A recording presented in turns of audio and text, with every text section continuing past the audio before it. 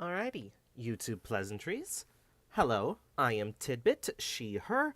I do voices, I play games, I design and make stuff.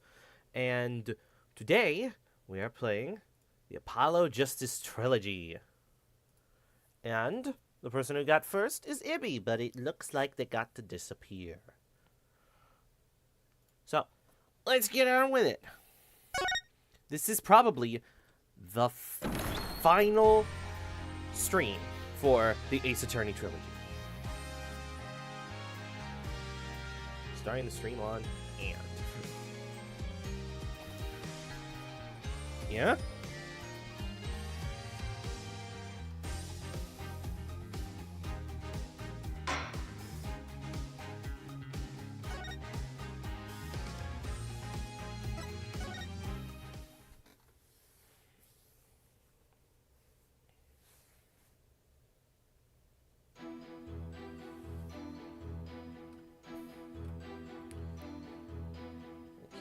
Go into OBS, double check that the YouTube chat is on live chat. There we go. So, last we left off, we pulled in Pierce Nickety to come and testify.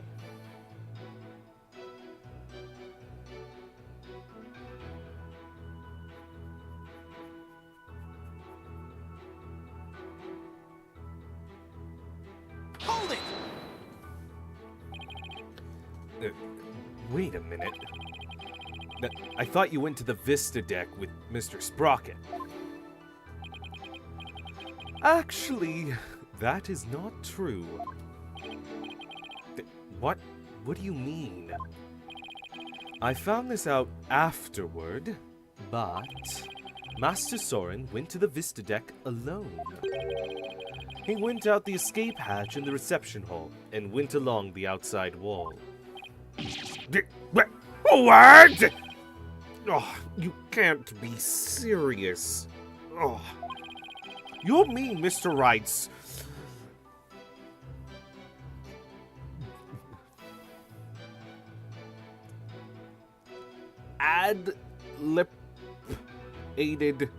adlipated guess was actually correct? What happens to his eyebrows when he blinks? That's why he has glasses on. Because then you don't need to think about that.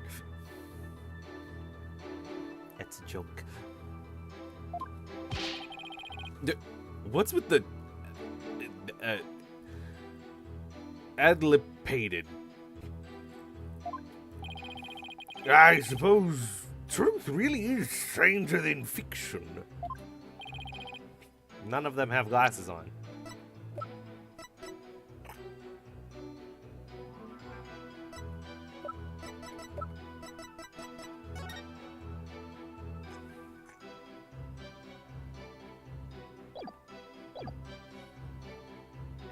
So, Mr. Nickety, when you got to the scene, you saw Mr. Gloomsbury, Ms. Wyatt, and Mr. Sprocket. Is that right? That is exactly right. In this scene, I'm talking about Pierce. Oh, I thought you were talking about them being on the outside of an airship. How would you blink? Because you can blink in court. I don't know what you're on about.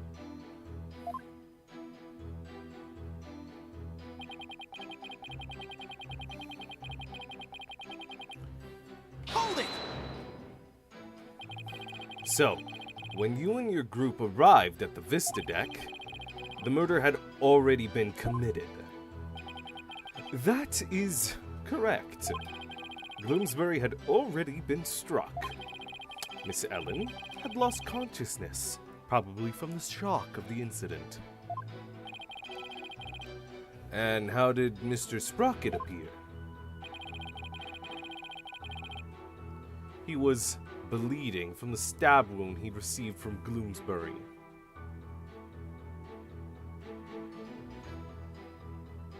His eyebrows go weird when he plays. He like spawns eyelids over his eyebrows. No. It looks like it's just stretching. Barely conscious, he was writing something in his notebook. So, the mysterious third person Ellen saw really was Soren then. Master Soren said to me, "I'll take the blame for the murder, so please take care of Ellen." How ridiculous.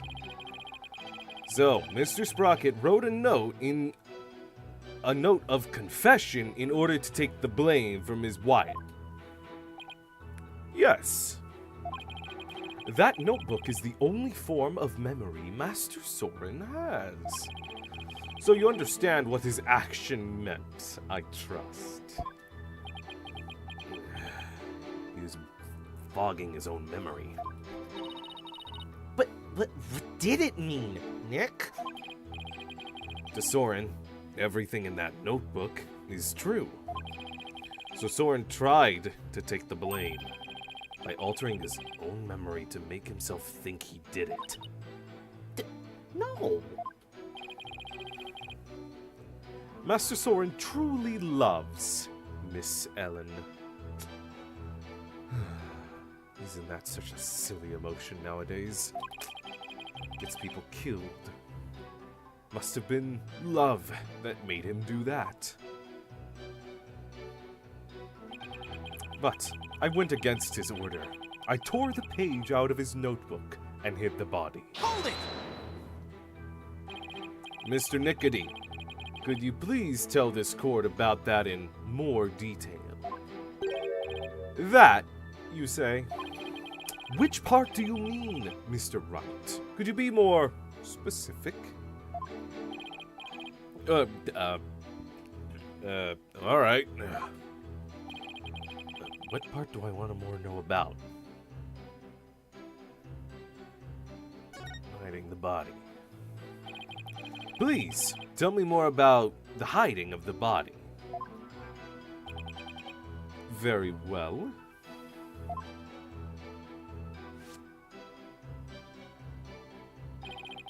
After saying he would take the blame, Master Soren passed out.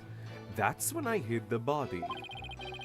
I quickly took the lift down to the hold, where I hid Bloomsbury's still warm body in the spare peggable lantern. So, it was you who hid the body, not the defendant. But there's also the issue of, didn't we prove earlier with a certain fog machine, that's where a body could have been kept to, or at least a lot of ice could be kept to make the body look like it was killed at a different time? To think Mr. Butts would move the lantern containing the body to the reception hall.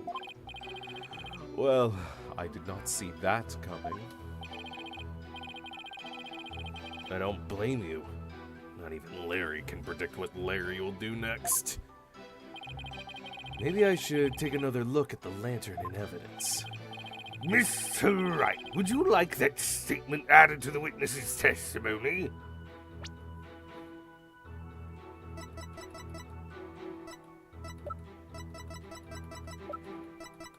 No, I can't look at it. It's just this.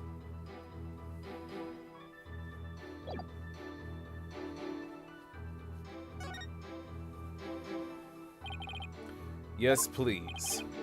Very well. Please add that statement to your testimony, not your testimony to your statement, Mr. Nickety.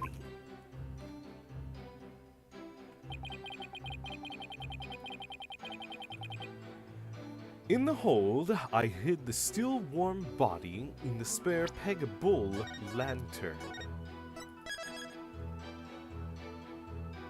Mr. Nickety. That's a good one, doll. Hey, Ibby's here. Hold it!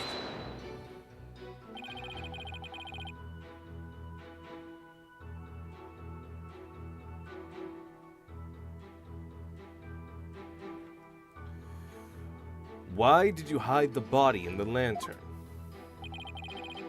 As I told you yesterday, it was to make it as though the murder never happened. But thanks to Mr. Butts, things did not turn out as planned. So, holding the second wedding reception wasn't Mr. Sprocket's idea, but yours, wasn't it? It was all for Master Soren's sake, and Sprocket Aviation. If I am accused of a crime for trying to cover up the incident, I shall accept it willingly. He really doesn't seem to even care about himself. I'm depressed, Mr. Wright. Can you not tell? So, he's talking about the cover-up after the incident. Right. That's information only somebody who was actually involved could know.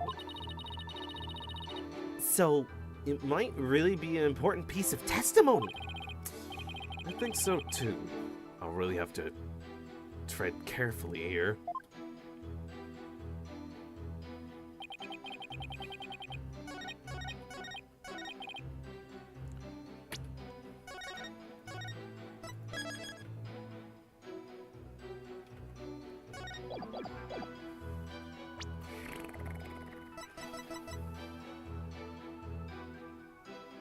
Objection! There's something wrong here.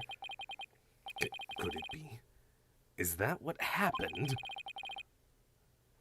If what I'm thinking is true, then maybe I can prove neither Ellen nor Soren did the deed. Mr. Nickety, you said the body was still warm when you hit it, correct? So then, what if Mr. Gloomsbury was still alive when you went to put his body inside the lantern? What? What? That's preposterous! Oh my gosh, right, what are you doing? Actually, this shows that the victim might have still been alive while inside the lantern. I'm afraid you'll have to point out which part you're talking about, Mr. Wright. This part here shows that the victim might have still been alive inside the lantern. Is it because the handles are switched around?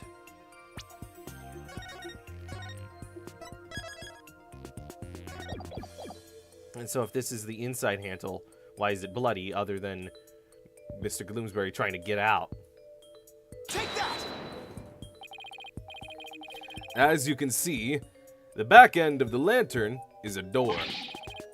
And there's blood here on the wheel handle. Objection! Objection! That bloodstain must have gotten there when the witness put the body inside the lantern. It, in no way, shows that the victim drew his last breath while he was within the lantern. Game save? Ibby! Ibby! You, judge. You do game save line whenever game is saved for collaboration. Is perfect plan.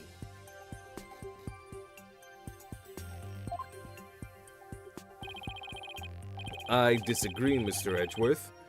For you see, in putting this lantern back together, the police inadvertently placed the inside handle on the outside, and vice versa.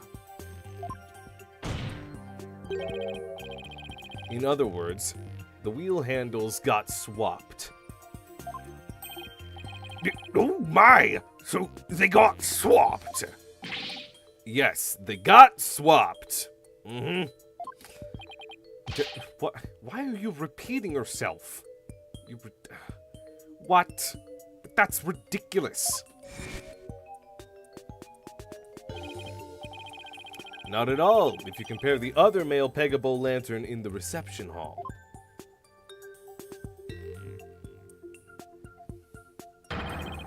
It's quite obvious the wheel handles were attached backwards. The detective in charge of the restoration will see me in my office later. Sorry, Emma. And good luck. that office is a battleground. In that case, what does the blood stain on the wheel handle mean? I'm still lost. The bloodstain didn't get there by chance. When the victim was put inside the lantern, he was only unconscious, not dead. When he regained consciousness, he probably tried to get out of the lantern. So he grasped the inner wheel handle, and that's when blood got on it. This proves that the victim was still alive when he was inside the lantern. At the time, I was completely convinced Gloomsbury was dead. No, you weren't. You're a fucking doctor. Had I checked more carefully, he might have survived. Or is this gonna be of just like, I was a good doctor, I am a good doctor? By all evidence, you killed every patient you had. Zoran's a miracle. Unfortunate to be sure, but not significant enough to change this trial's outcome.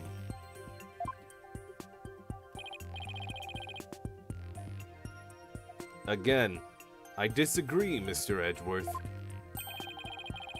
It actually has a very significant impact on this case. The victim was struck by the defendant, then died from his injuries sometime later. It's quite simple. Edgeworth, don't you know? That's the worst line a prosecutor can say. Because then I can prove it sure as heck wasn't simple. There's nothing more to it. Objection! Objection! That's where you're wrong. Let's take another look at Mr. Gloomsbury's autopsy report, shall we? Please focus on the description of his injuries. It says, 1 contusion was found on the back of his head and 1 on the side. Yes, the one Mr. Sprocket gave him and the one Ms. Wyatt delivered to finish him off. No, the defense would like to submit a different interpretation. A different interpretation. The victim was knocked unconscious by the first blow and was then put into the lantern. Then what about the lethal blow by the defendant that the witness talked about? Yes, well, that didn't happen. We made it up. It's totally fictional. After some time, when the victim regained consciousness and tried to get out of the lantern, that's when he received the second blow that finished him off.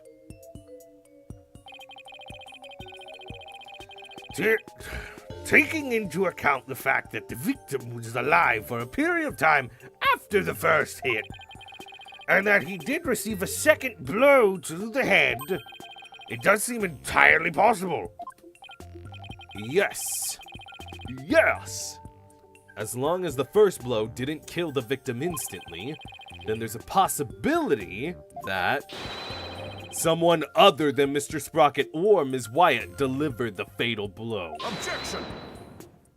Objection. That's all you've got? Even if there was a time lag between the two blows, the prosecution's position doesn't change. What? What do you mean?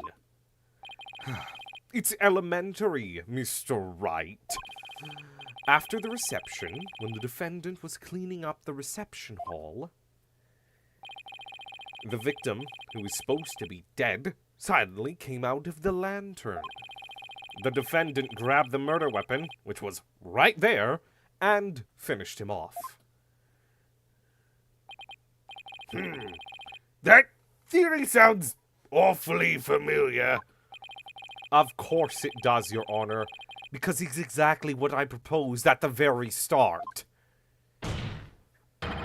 The second blow was inflicted by the defendant after all. Oh, I see. It seems a tangle of mysteries has unraveled into a single thread. Objection! But as long as there's a possibility that the fatal blow was delivered by a third person, then we must continue the deliberations. Give it up, Mr. Wright. Unless you have something to prove the presence of your precious third person. Okay, Nick, just relax. You can do this. Just focus. Just think about the burger at the end of the trial. Come on now, take deep breaths. Deep, juicy burger. Good idea, Maya. Deep, juicy burgers. Deep breaths, deep breaths. She means well. There! Don't you feel better already? You can nearly taste the burger. Oh, so you're not in a trance, you're just using a metaphor of a burger? Metaphor? What metaphor?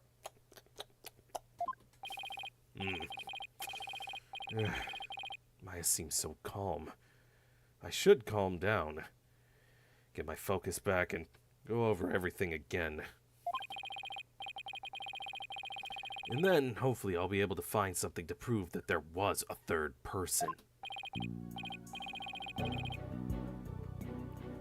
Let's see. First, why did Gloomsbury attack Ellen? Because he was trying to take the blame for the accident. Don't talk with your mouth full, please. Because he was trying to take the blame for the accident. Better? Much. Something about that line of reasoning doesn't feel quite right to me. No? How come?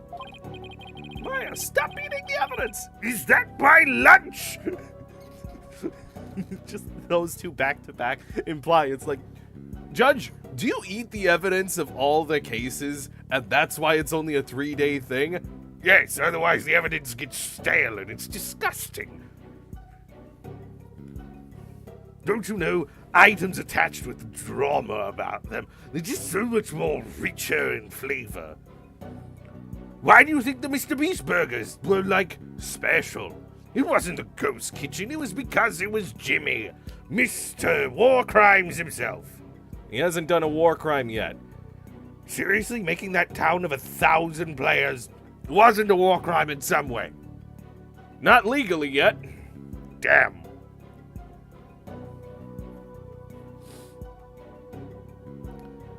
Well, if it's just a personal vendetta, he'd already stabbed Soren. So, why then was he so determined to go after Ellen? You're right. This whole thing feels too premeditated for a crime of passion. But Gloomsbury yeah? didn't seem to have a personal grudge against Ellen. That's what I was gonna say. It was my line.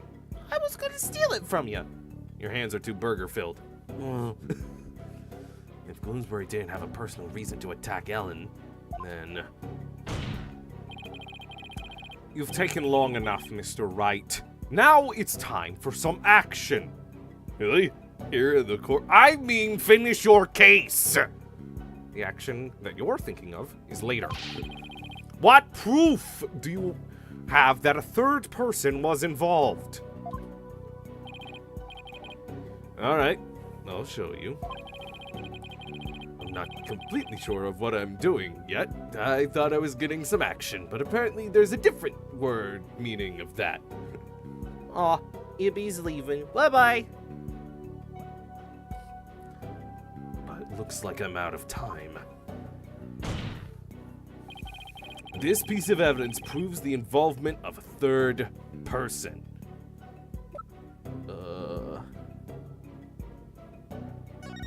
Is it this?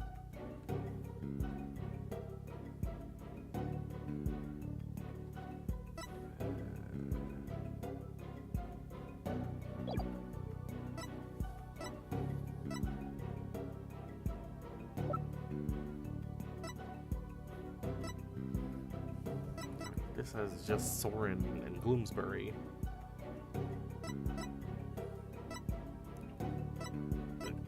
Larry's drawing. Would Larry's drawing? No.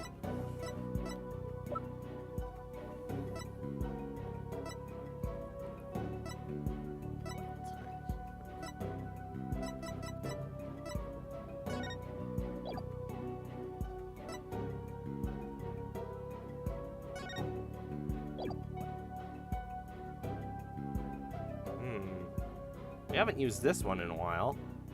Because we used this one all through the first section.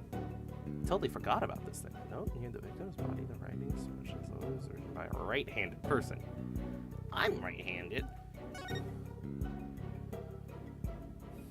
Grab Ellen when convenient, then send her off from the Vista deck. Take that! I get it now. Now I see why this note bothered me so much when I first saw it.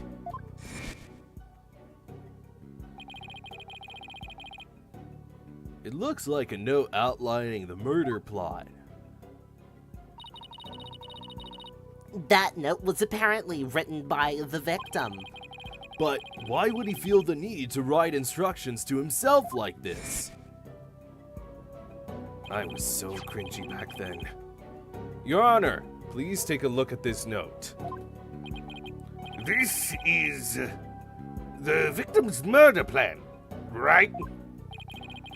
It's definitely a murder plan, but what if Mr. Bloomsbury didn't write this note himself? What?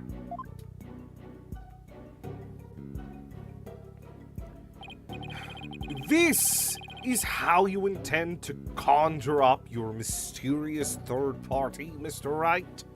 Ha! I'm out of breath. Can you even prove that note wasn't written by the victim? Yes. Yes, I can. Very well then. Please present your evidence, Mr. Wright. This evidence proves the victim didn't write the note. Is it? Because there's no blood on it?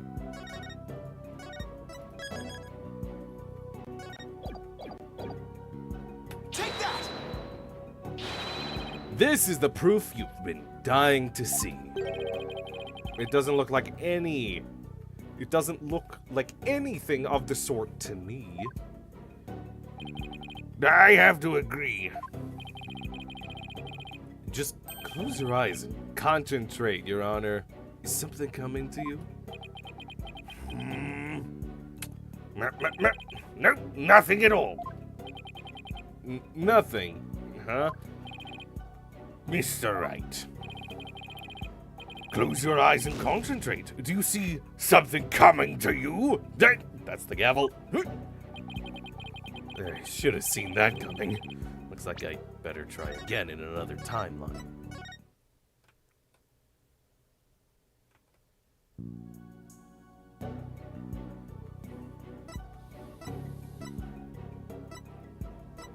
There's no details on the timekeeper.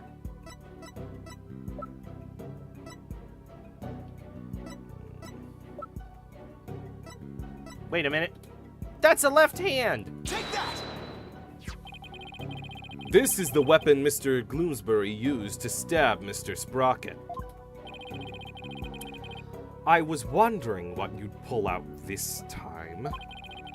Dare I ask what that could possibly have to do with the note? Mr. Bloomsbury's prints were found on this candelabra. And the prints were from his left hand. So that makes the victim left-handed, correct? Exactly, Your Honor. The police looked into it, too, and confirmed as much. Now, take a look at the smudged writing in this note. Notice how the smudging only starts from the middle of each preceding line. Had this been written by a lefty, the writing would be smudged from the far left end. This means that whoever wrote this note was definitely right-handed. In other words, somebody other than the victim wrote this. What? That's poppycock. I'm totally not trying to stall for time to get the fan booted up because it's getting warm in here. Nope, not what's going on. This is all real dialogue. But if someone other than Mr. Gloomsbury wrote it, then what does this note mean? Mr. Gloomsbury followed this note to the letter when he attacked Miss Wyatt.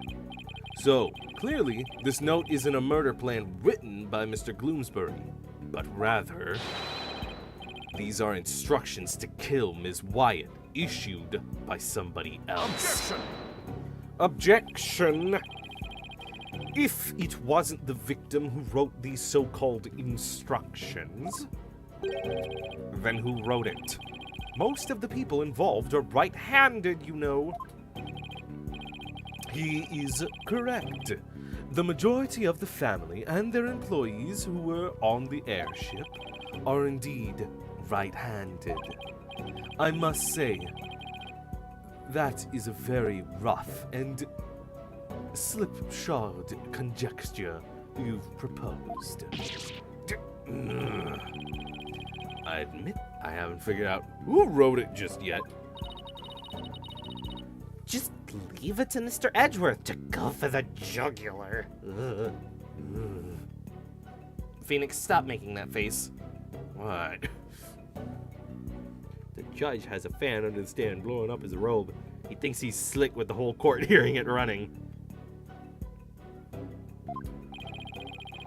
This culprit who ordered Gloomsbury to attack Ellen.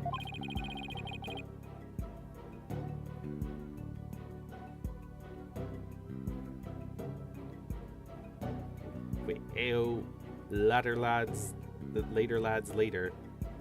Be freaky later lads. Oh, that's what you were saying. Not leaving. Just pushing down the game, man. What could their motive have been? It doesn't seem very likely Ellen did anything to incur anybody's wrath, right? Right. Not too likely, anyway. You can be gay later. This is a court of law. There's no passion here. In that case, it has to be about Soren. If somebody were to hold a grudge against Soren, what would it be about? That accident. That accident, I guess. I could understand if Gloomsbury felt resentful about having to take the blame. The one who lost the most to that accident was Soren's sister. She lost her life, after all. Soren suffered too, of course. He was crushed by losing somebody so precious to him. Somebody precious. Soren's sister. Wait a minute. There's one more person. There's someone else who must hold a grudge against Soren. It makes so much sense now. Did you figure something out? Tell that to the player! Nah. I'll just say I think so. I think this somebody else used Gloomsbury to try and get revenge against Soren. Did you say somebody tried to get revenge against Mr. Sprocket, Mr. Wright? Oh, you could hear that? Yes.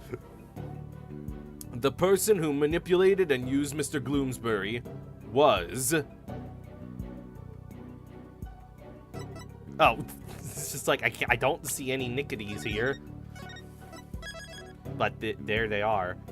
Dessalines' fiancé. Selina's fiancé. The person who used Mr. Gloomsbury to try and get revenge on Mr. Sprocket. and then finished Mr. Gloomsbury off to silence him. Was a man dear to Mr. Sprocket's older sister, Selina Sprocket's fiancée. Not that I'm positive, but it's certainly possible.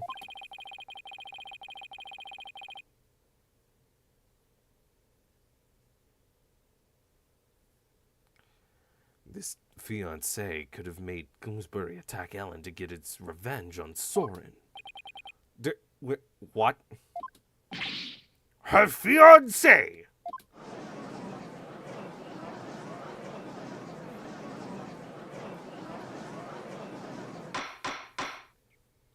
Order in the court! Order, I say! Yes, it does seem quite believable that Miss Selina Sprocket's fiancé would bear a grudge against Mr. Sprocket for his role in the accident. Exactly, Your Honor. Maybe her fiancé was trying to murder Ms. Wyatt in order to make Mr. Sprocket's experience Mr. Sprocket experience the same pain he'd felt. Objection!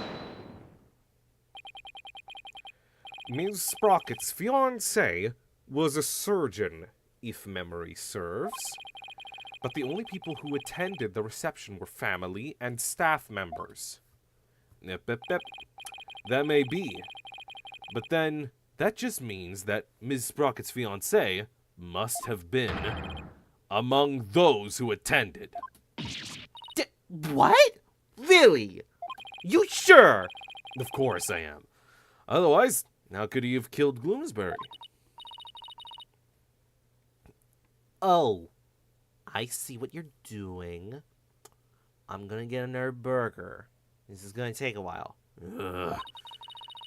This is just another giant bluff, isn't it? I'm not wrong. Let me have my burger. Gimme. No. All right, I'll bite. No! How? Seriously, Maya, why do you get everything on these? It's just too much flavor. You spat it out! Of course, it's disgusting. But that was a limited edition Steel Samurai burger! Oh, shit. You ate the rest of it without breathing! Only I can consume the Steel Samurai. Back off. Who exactly do you claim this fiancé to be? You can't just move on from that now! Yes, I would like to know as well.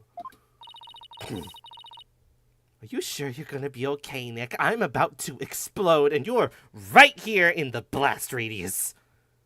I'll be fine. Though, now that I think about it, maybe? When it comes to suspicious people, there's only one person on my list. I need to find something that connects him to Selina. This will help us identify Miss Sprocket's fiancé. Is it her picture?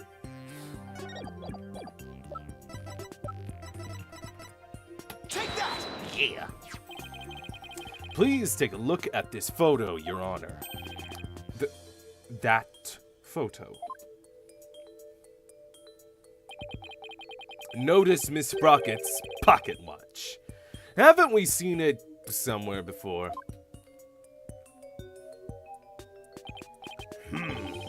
Yes. Now that you mention it, I do feel as if I think I've seen it. I don't know.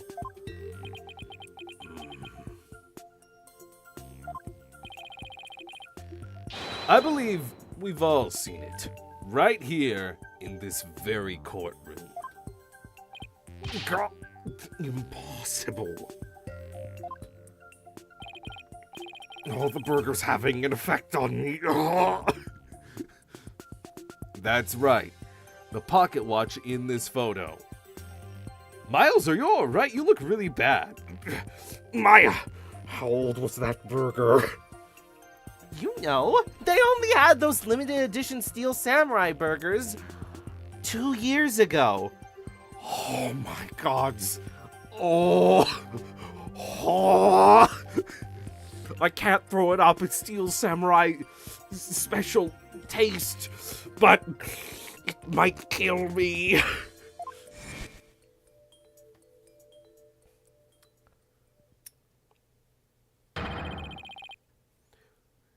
Is the same pocket watch Mr. Nickety has on him right now. What? What? This is clear proof of a strong connection between Pierce Nickety and Selena Sprocket. No. Oh. Oh.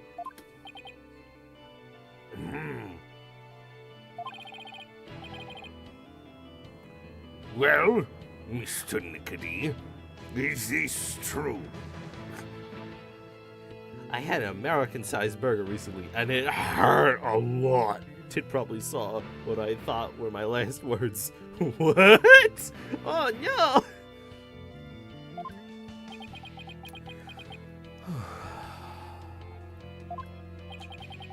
Mr. Nickety, you were once engaged to Selena Sprocket. That pocket watch, you keep it as a memento of her, don't you?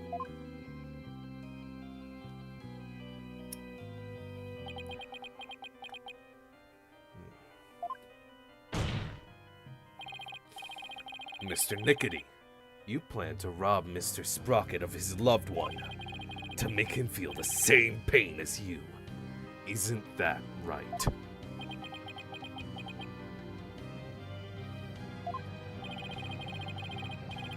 But Mr. Sprocket managed to fight back and knocked Mr. Gloomsbury unconscious.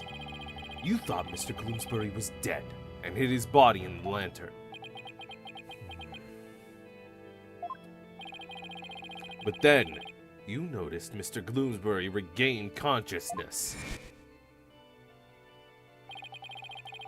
And so, you finished him off to prevent your plan from being exposed.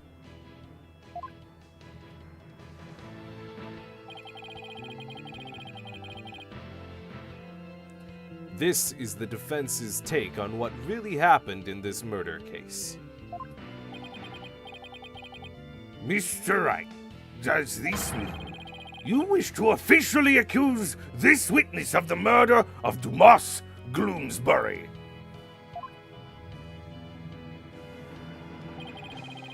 Does the defense accuse Mr. Nickety of murder? We'll come back right after this chat-sized break. In all caps. Did you see what I said about the wedding? Oh, in all caps, did you see what I said about the wedding? Pierce wanted to ruin Soren's wedding because he ruined his. Yeah, I saw that. At the Heart Attack Grill, nurses spank you in public if you can't finish your 8-stack burger. Remember in the group chat? She probably didn't see it though. Curie did. Said American burgers were no joke.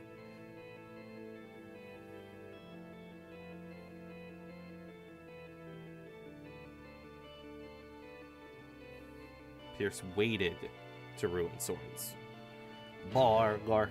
Waited for his revenge until the wedding. Borgle. Ain't that a bug snack? J'accuse. The defense indicts Pierce Nickety on the charge of murdering Dumas Gloomsbury. Oh my. Bye.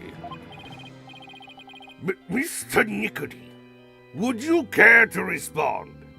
Bunger is a bug snack. Burgie is from Game Grumps.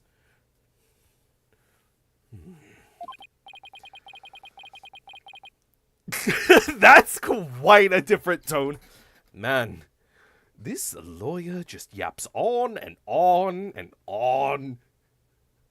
This is way too recent. Look at this. I know yap has been a thing for a while, but this just feels really like current year. As you guessed, this watch is a memento of Selena. It stopped working at the time of the accident, though. Then, you really are.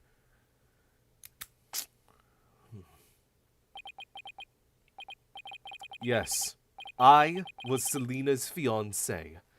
And not just her fiancé, but the surgeon beside her deathbed. Objection! Mr. Nickety, why didn't you tell me any of this before? Shut it, you useless prosecutor. I thought you could be of use, but apparently this case was too much for you. What did you say to me? If your office hadn't stuck its nose all up in this, I could have swept it under the rug. Not only did you interfere with this case, but you even let me fall under suspicion. That's because you kept trying to cover things up on the sly. Ugh. But covering things up wasn't your only involvement. The only person who had a motive to use the victim to try and kill Miss Wyatt was you. Ugh. Yeah.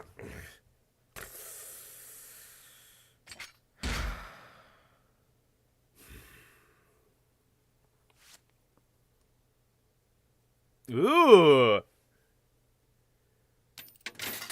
Ooh. Malignant tumors. There are malignant tumors in this courtroom. Lenses oozing with false charges. The tumors are one idiotic lawyer and one useless prosecutor. After the truth is revealed, I'll have the both of you incised from the legal world.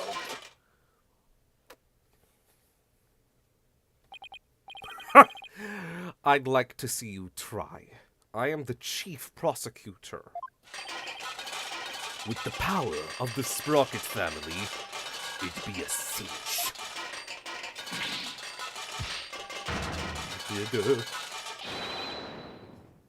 I will now begin the operation.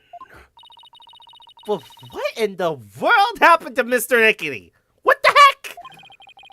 It looks like he's falling. It looks like he's finally showing his true colors. Or he's falling back on old habits. Nick, look what he did to his little shoulder mech. What did he do? Quit your yapping before I suture your chatty lips shut. Duh. It's like he's a completely different person now. Sure looks like it, huh? We can't let our guards down now. Mr. Nickety, it's finally time for you to testify to the truth. It seems we're entering the final act at last. Witness your testimony, please. Judge, why are you doing this? I thought we were getting dramatic. What do you mean we're not?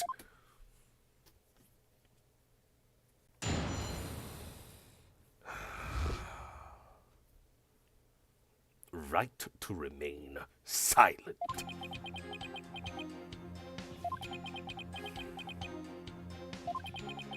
Oh, okay.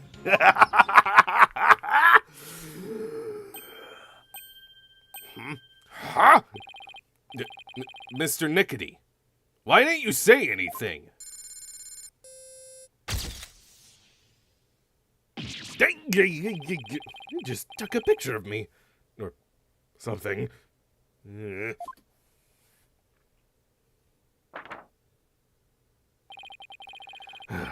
want me to voluntarily testify, hoping I will make a slip of the tongue. Not a very impressive plan or brain, I might add. Ow, that was uncalled for. His hair has bones. No, Nick just has so much gel in his hair that it comes on. It shows up in an X-ray. If you want to know something, you ask the question. I will answer, but I have no intention of making any voluntary statements of my own. What's he trying to do, Nick? He's using the silent treatment as his strategy to avoid getting tripped up. Is he gonna take X-rays of Nick in an hour? Nick's gonna get cancer.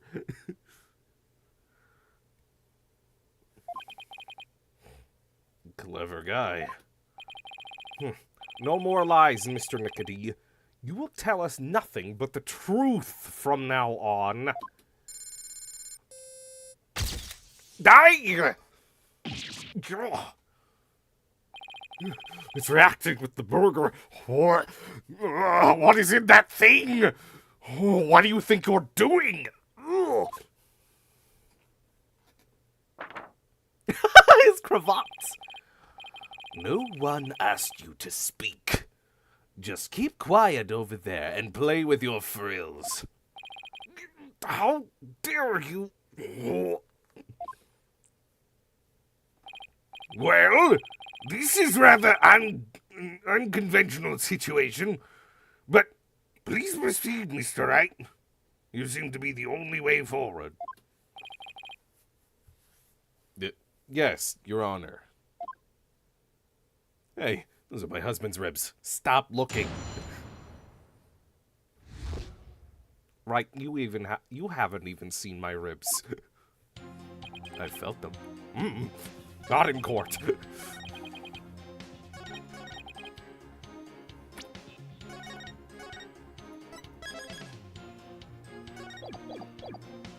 Hold it! If you won't speak voluntarily, then I guess they'll have to ask him something. What question should I ask?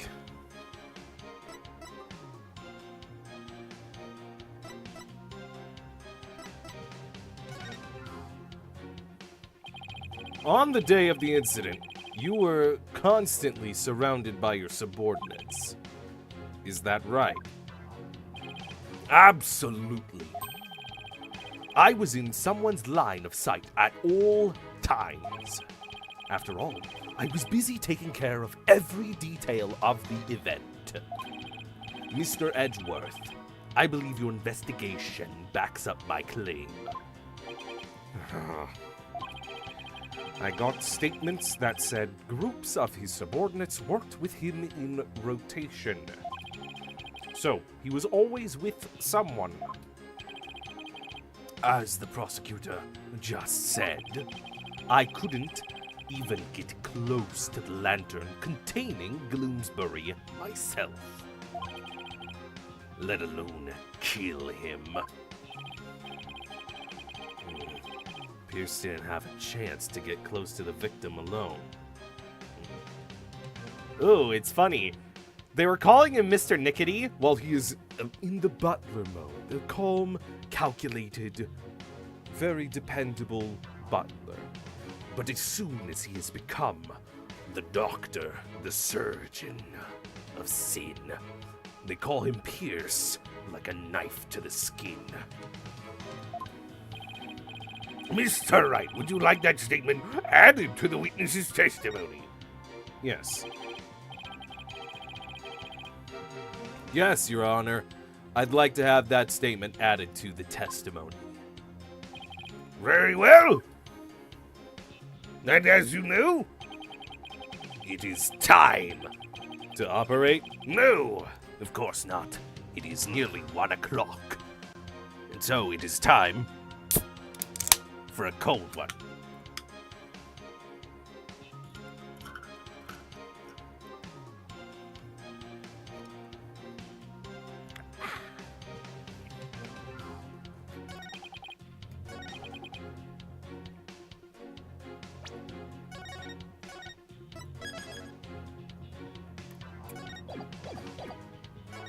Ooh, I have an idea.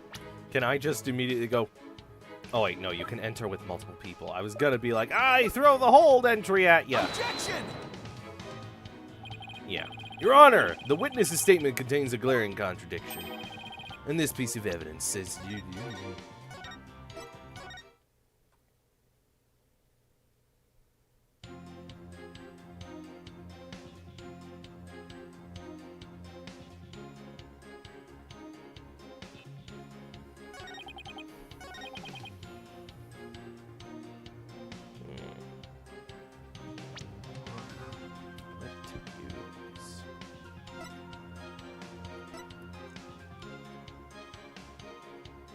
We already know that that third party is Soren. A cold one, let's go! Dr. Pierce. Like MASH. What's MASH? Maya is like way ahead of you and throws away her 14th booze bottle. Pre-gaming.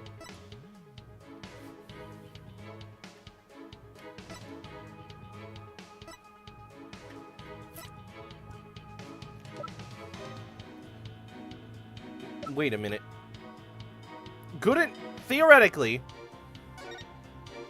Gloomsbury been one of the people that was in rotation since he was one of the head butlers or something like that? And thus, by the time Gloomsbury was gone, Pierce had a way out. Yeah, because Pierce is all alone right here. Not in here. Not one bit. Autopsy report, candelabra.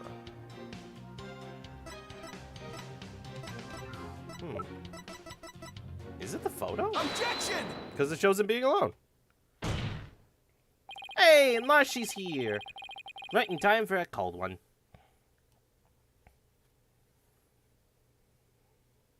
Smiling friends joke Mr. Frog would be bigger than the MASH finale.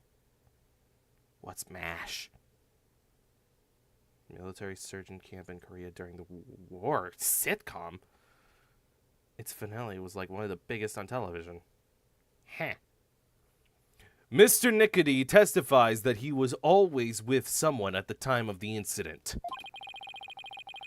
And never had a moment alone to commit the crime. Yes, and the police investigation backs up that statement, doesn't it? But there was an opportunity. In fact, one and only one. A moment when Mr. Nickety could have killed Mr. Gloomsbury without anyone noticing. What? And the one thing that made that moment possible is shown here in this photograph. With all those people watching, I couldn't have possibly committed murder.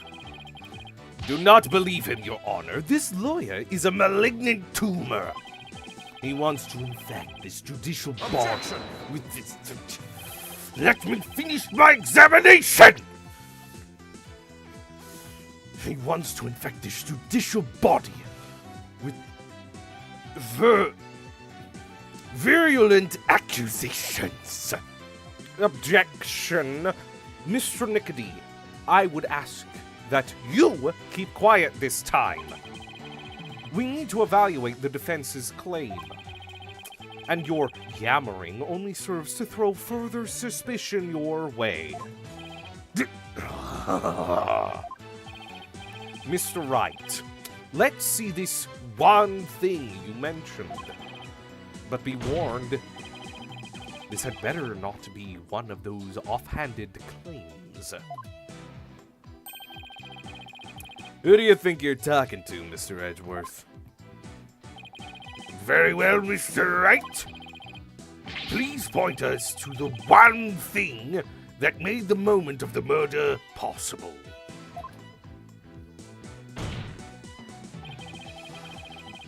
That one moment when it was possible for Mr. Nickety to kill Mr. Gloomsbury. The one thing that made that single moment possible is this.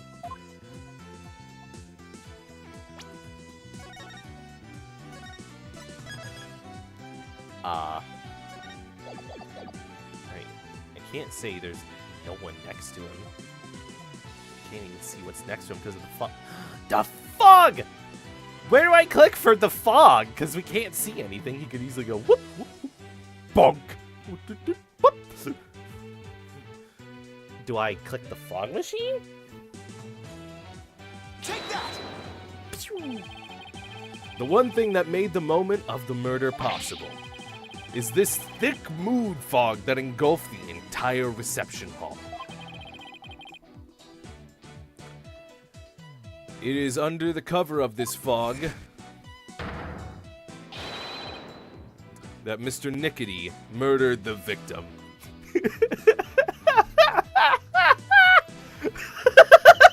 I don't know why I find this so funny. It's like, What the fuck was going on over there? Why am I impeccable? Did we have such a party? And you fucko aren't supposed to be alive! Okay. I print screen, I drop in the memes for you to all do edits with if you want.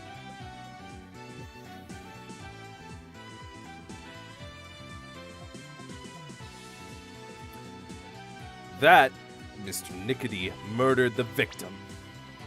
It's under the cover of this fog that Mr. Nickety murdered the victim. What? Mr. Nickety was standing right next to the lantern that Mr. Gloomsbury was in. It was the only moment the murder could have been committed without being seen. Objection! But totally not being heard. Oh wait, no, there's probably music going. Weddings are loud. Though I don't know if the wedding that I most recently went to is a good judgment of how loud something is, because God got very angry at the wedding. It was literally like, you are now husband and wife, and a literal giant thunder rumble happened. And it's like, what was that? And not 2 minutes later, the most intense rain I've ever been in started to come down, and thunderous noise was just brutalizing the entire area, which was a farmland, and so everything was muddy. My shoes still have mud from all the way from Idaho. Ceremonies aren't loud, but receptions are. Yes. I can accept that there was a moment when the witness was obscured by fog, obscured from others by fog. But that doesn't prove Mr. Nickety killed the victim at that very moment.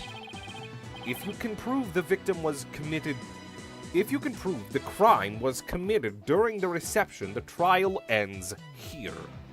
My gosh, that burger is up in my brain now. That's where it went. That's why I'm getting all foozly-woozly with my words. Ugh. I was so caught up in doing normal Ace Attorney, I forgot about the burger. I was so caught up in finding a foothold that I forgot to think that far ahead. Well done, Mr. Edgeworth.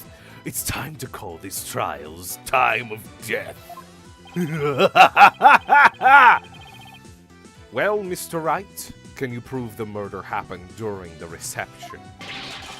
Don't even bother. His claim is dead on arrival. Victory is with your grass, prosecutor. Grab it! Quiet, witness. I have no interest in victory. All I care about is the truth. That is the one thing I promise you, that we will find the truth. One that we can only arrive at through further deliberation. Edgeworth. Enough of this, Your Honor. This trial is over! No, Mr. Nickety. That is for me to decide. You are but a witness in my court. My operating room, if you would. I choose if you live or die. Mr. Wright, can you prove it? Can you prove that the murder was committed during the wedding reception? Why is there no verdict yet? The lawyer's obviously out of answers. The prosecutor, the judge, they're all infected! Their malignant stupidity is so advanced, not even the best surgeons can save them. In fact, not even a brain transplant could cure them. This court is infected with idiocy. It's a pandemic! Objection! Mr. Nickety, that's enough already. Finally ready to give up, are you? No, just the opposite, actually. I'll prove the murder was committed during the reception by you.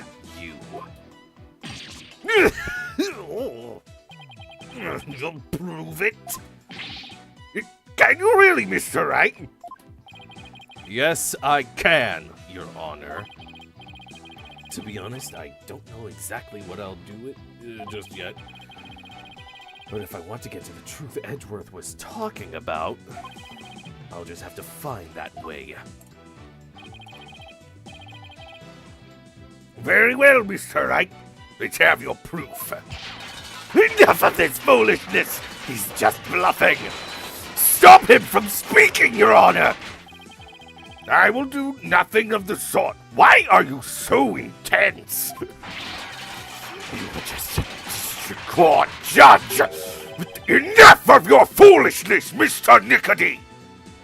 Enough! No, I won't even allow you to read the history.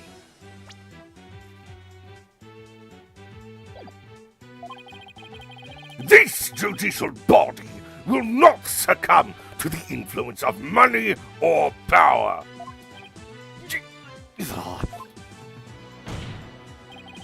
Now then, let's hear it, Mr. Wright. How are you so calm in this red shirt? Because I am the chief prosecutor, I won't succumb to money or power either. Let's hear your truth. Think, Phoenix. Remember everything you've learned so far. You can do this. You can find the definitive evidence that will lead us to the truth. I always get so hyped whenever the judge is like, Enough! This is a court of law. I will not kneel to the witness. I will not kneel to the prosecution. it doesn't happen often, but it's awesome. Think, Phoenix. Think. How can I prove the murder took place during the wedding reception? If Pierce committed the murder during the reception, then he'd have to use His shoulder mech. Fixer-upper. the reception photo, the murder weapon. He used the murder weapon. Yes, the weapon that was used to strike the victim twice. According to the autopsy report, the victim was hit by the same object both times. So without a doubt, Pierce used it to commit the murder. The weapon used to kill Bloomsbury was the timekeeper. I feel like we shouldn't have seen the CG of Bloomsbury walking out and Pierce whacking him. Unless it was there intentionally to be like, did you pay attention to the image and that they were holding the timekeeper? Good job, you're winning the game. You noted something that we put beforehand. You used logic and your eyes. If Pierce struck the victim during that one single moment, then he must have used the timekeeper. Come to think of it, wasn't it also used for something else during the reception? During the reception, the timekeeper was also used for cutting of the time machine, the first taste of love, the first startup of love.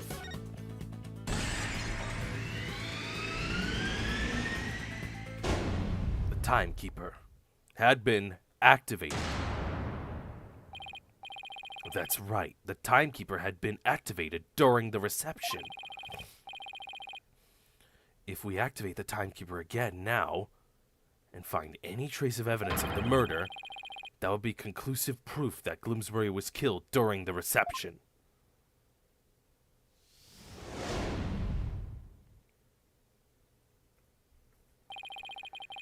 A special ceremony took place during the reception in question. What kind of special ceremony? It was called the first startup of love. Apparently, the couple activated the timekeeper for the first time during it. Does that mean the timekeeper here in evidence isn't activated at the moment? And what would happen if we were to activate it? What does it do? Why don't we see for ourselves? It would give us a chance to examine it. And while we're at it, we might just find some conclusive evidence. What? No, can't activate it. Mr. Nickety, keep quiet, or I'll have you thrown out of court.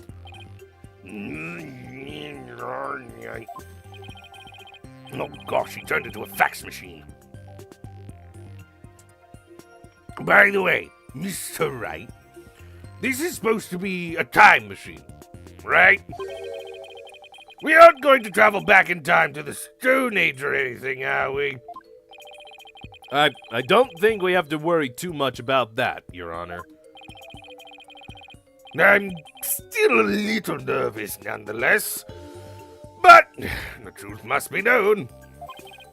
Very well, go ahead and start up the timekeeper. Do you know how, Nick? I think so. Maybe?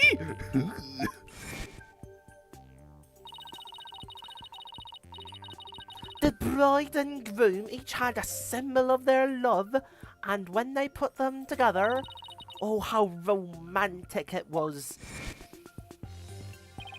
Huh. Side characters don't get affected by flashbacks. Interesting. Let's see. If the symbol of the groom's love must be the timekeeper itself. I also wonder, does that mean anyone we've encountered who wasn't affected by a flashback, were they side characters? What symbol of the bride's love would fit together with the timekeeper? Oh, I know, that has to be it. Mr. Wright, are you ready to activate the time machine now? Yes, Your Honor. The symbol of the bride's love that's necessary for activating the timekeeper is... Do we take damage if we get this wrong? Gosh. Take that! Ms. Wyatt's pendant is the symbol of the bride's love that's necessary for activating the timekeeper. What? Then, does that mean you could start it up with Miss Wyatt's pendant?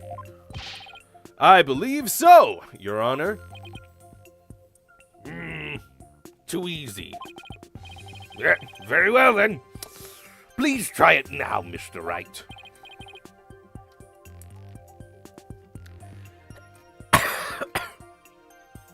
Okay, here I go. But first, I have to figure out where the pendant goes.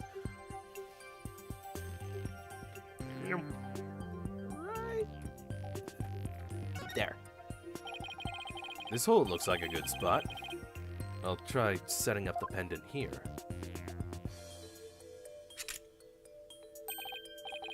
fits. This must be the right spot. Now I have to find a place to insert the key. Don't move the mouse. This hole in the middle of the pendant. Could this be it? Huh. That was pretty easy. What? What magicry?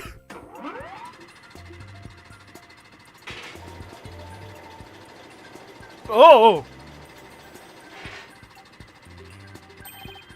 It worked. The timekeeper's been activated.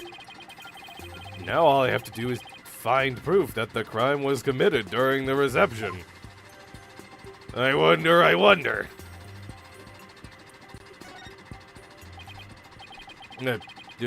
think I found it. Conclusive evidence that the murder was committed during the reception.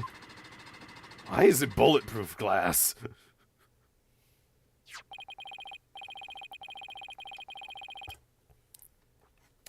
Just as I suspected. There's evidence of the murder inside the timekeeper, Mr. Nickety.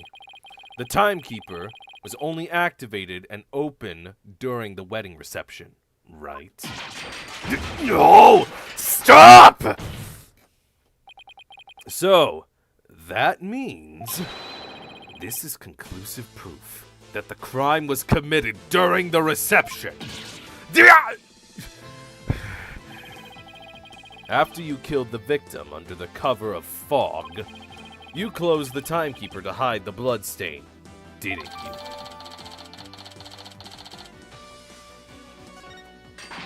you? No, you're wrong. Ellen killed Glowsbury. It wasn't me, I tell you. Give it up, Mr. Nickety. How could the defendant, who was in the middle of pledging her love, have possibly committed the murder with everyone watching her? It was the family. Yes, all the family members conspired to kill him. There's no way you can talk your way out of this, Mr. Nickety.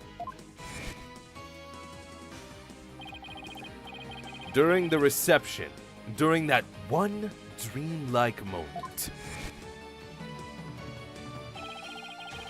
only one person could have used the timekeeper to beat the victim to death. And that one person was you, Pierce Nickety.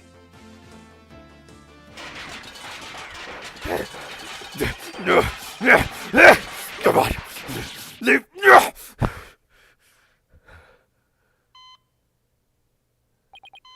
No. This isn't over yet. I won't give up. No. I can't read that stupid thing. We must stop the bleeding. Give me forceps. Forceps, I said. Hey, where is everyone? Fine. I'll manage this alone. I'll do it all by myself. I can fix anything, repair anything. So you have to live. You must. I would have been able to save her.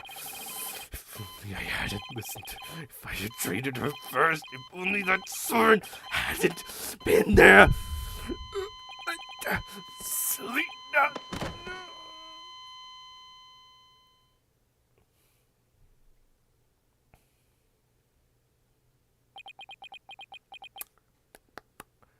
Bailiff! Get that corpse off the ground. Tid kind of sounds like my character Dusk then. Poor Pierce. Didn't get a chance to realize they're non-binary. And then another revelation after that. Witness, are you finally ready to tell us the truth?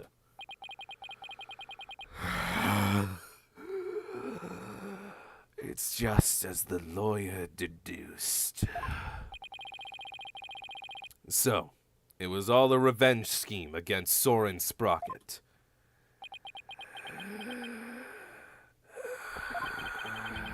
Do you have any idea how hard it is to lose someone you love right in front of you. Selena's condition is clearly more critical than Soren's, but in spite of that, she said, Please help Soren.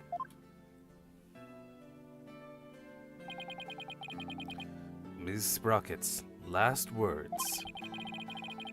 So, that's what she really meant by those words. I was able to grant her wish, but at the price of her life. So, you got a job with Sprocket Aviation and waited for your chance to get revenge.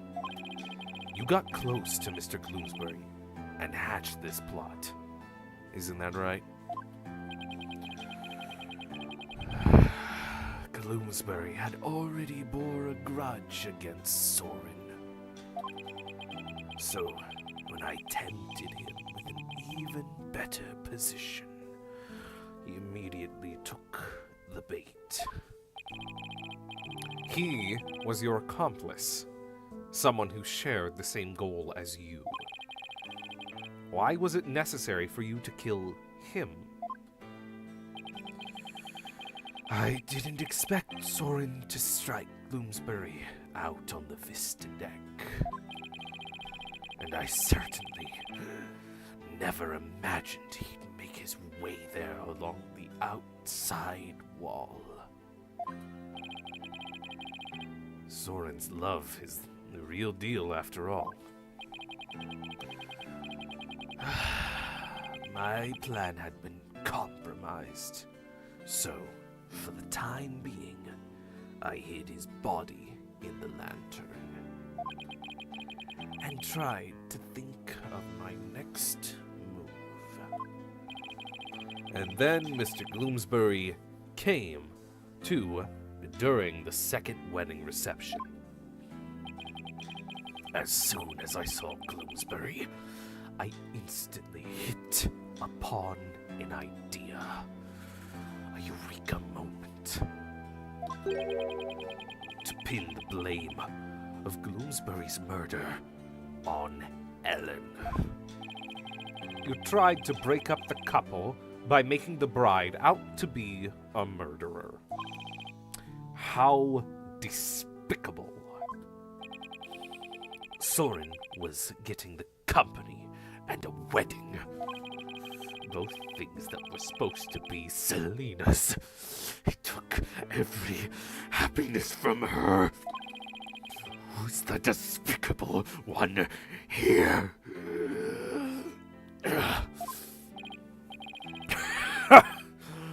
Do you even think what you did would make her happy?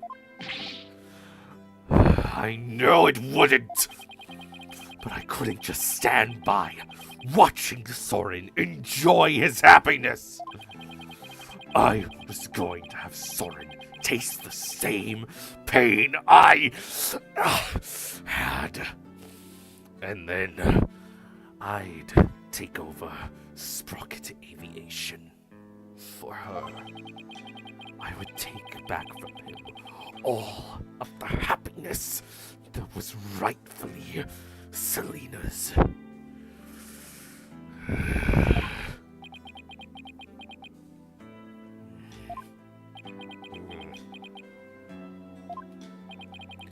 Time stopped for me.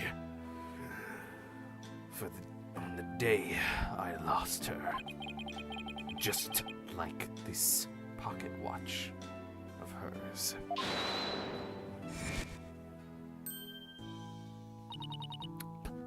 Pierce, Ms. Wyatt, what the? I believe Selena would have said, leave this ill will behind. Your time is yours to live.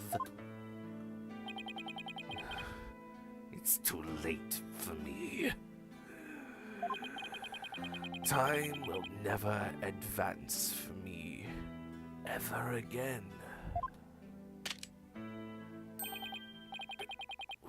What? It can't be.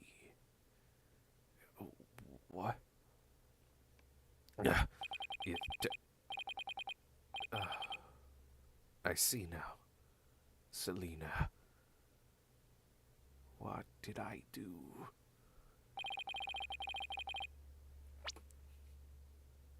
What I did was wrong. I see no further need to continue this trial. Bailiff, please take Mr. Nickety away. Pierce Nickety. Another inconsolable time traveler. Who lived in time that stood still.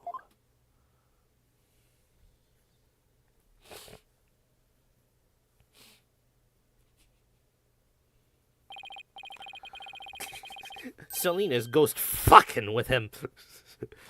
I honestly think, because all this supernatural stuff happens when Phoenix is around, I think Mia is still around, and Selena's ghost was talking with Mia of just like, I've been trying to fix that pocket watch for ages. I don't know how to use my ghost powers on anything yet. Oh, don't worry. I can fix it for you, but only at a dramatic moment. Will it make Pierce feel like the bad guy? Do you want it to? Maybe a little bit. So I can hold it over the coals in hell for eternity over him. Nice. And so it was Mia who turned the clock, and it's just like, move on, you pathetic bastard. What the fuck? Mia's holding up the spaghetti anytime someone's in the office. Yeah, I just don't know. It's supposed to be plastic, but then one time I got really hungry and I took a bite and it wasn't plastic. We've had spaghetti sitting here fresh for who knows how long. That's so weird. But I'm not going to tell anyone because no one needs to know the magician's secret. Now then, must I render my verdict regarding the defense? Your Honor, before you gave your ruling, would you please allow me a moment? Yeah, very well.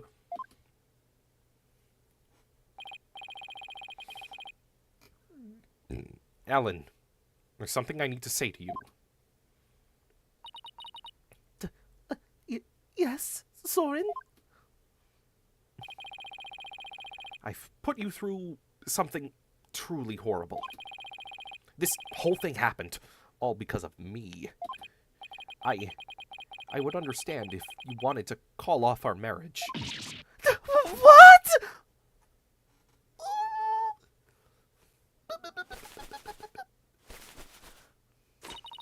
Of course not. I never once thought of that. If you stay with me, you'll only face even more trying times in the future. Do you know how difficult the end of Skylander Giants gets? You need 5 fully level characters and 2 giants. What do you mean? The truth of this incident and the car accident before it. I'm going to tell the public everything.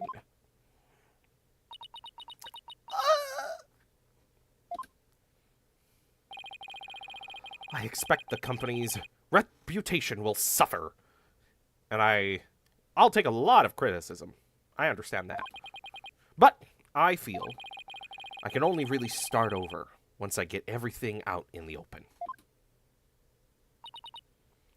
Soren! After all that's happened, I might not have the right to ask you this.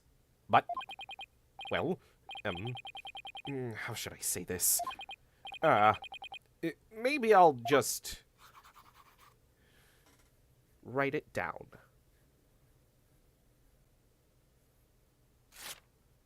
No. A life with me probably won't be very easy, but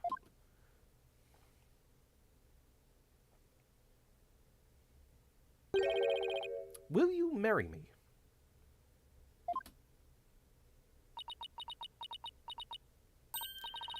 Yes! Of course! Where'd those freckles come from? Were those always there? Or does their makeup come off completely?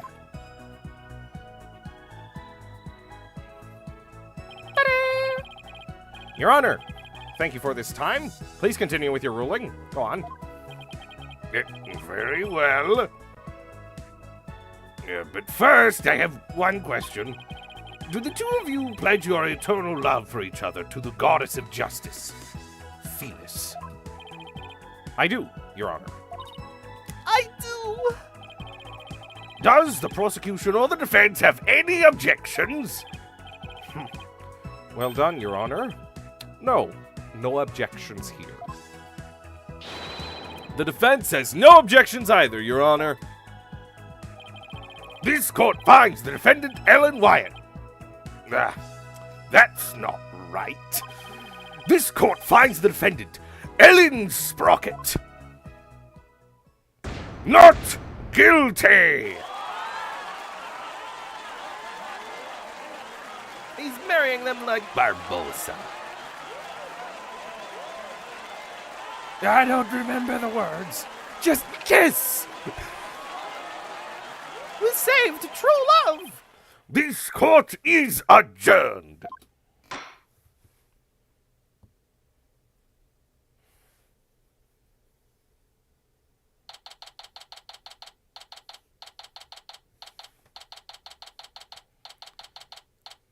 Just in time for the doodles to be finished. Yay! We're only an hour and 30 minutes in! Oh no!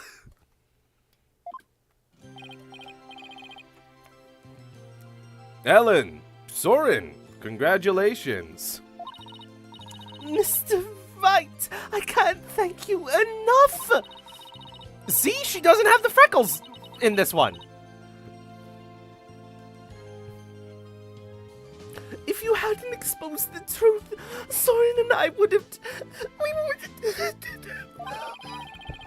But now you can finally start your new life together, right?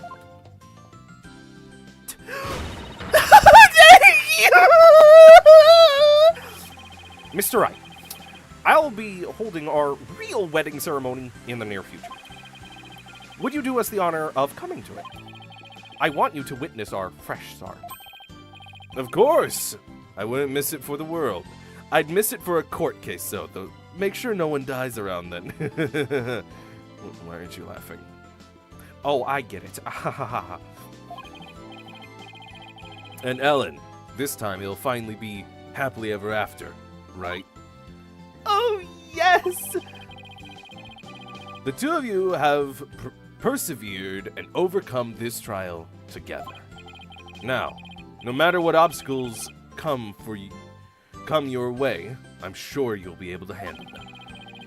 And there's another thing I'm sure of too. This person will always be watching over the two of you.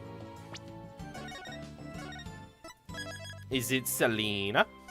That's the only person I can think of that has... Wait a minute. Gloomsbury will be watching over you always. Is Selena? Take that! Selena, yes, I think you're right. And we promise to live life to the fullest, for Selena's sake too. Right, Soren? That's right. Well, we'd better be on our way. Yes, my love. Woo! Wow, the old threshold carry, huh? Way to show it off. We'll be seeing you. Goodbye for now. I imagine that's what Biscuit would actually, like, say. Yeah, threshold carry, bridal carry, princess carry. You need a screenshot? Yeah. And Evie, here you go.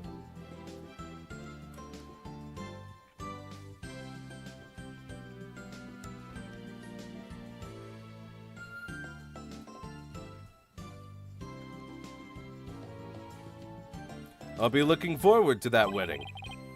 Hold on tight, Ellen, seriously, I need you to hold yourself up.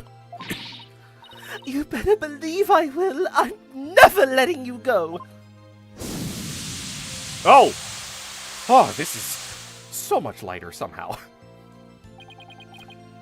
There they go. There's a roof, and it's not even that tall. It's like maybe a third of a person up.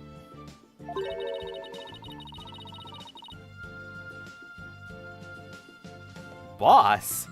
Is this Athena? You're not thinking of going to that wedding by yourself, are you, boss? Ta-da! You're taking us, too, right? Oh boy, I bet there's gonna be all kinds of fancy food there. Athena, when did you get here? Just now. I would have been here to cheer you guys on earlier, but Trucy never gave me a chance to slip away.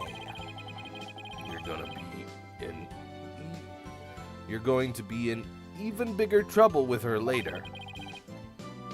Speaking of the wedding, maybe I should ask them to invite Edgeworth.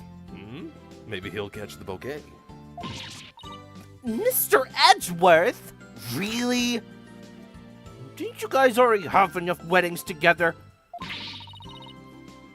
But he thought Ellen was guilty all the way to the end.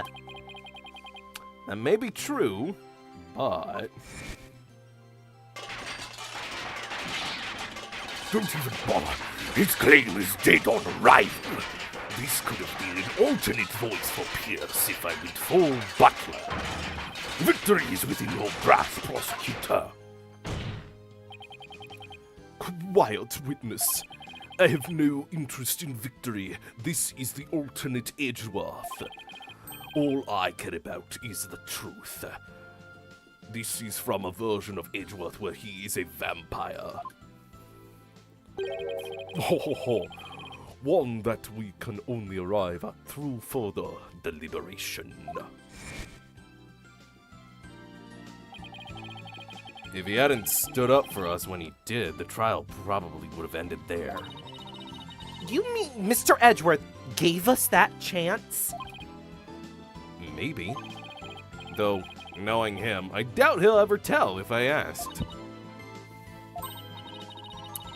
Well, if that's how you feel about it, Nick, then why not try to get him invited? Hey, Maya! Have you ever tried to catch the bouquet? What? No? I never have either. Fighting over a bouquet that's been tossed by the bride? Talk about a fierce competition. I'm totally stoked. I'm not sure it's really supposed to be all that competitive. I'm a pretty good jumper, so I think I've got a chance. She's definitely missing the point of the whole thing.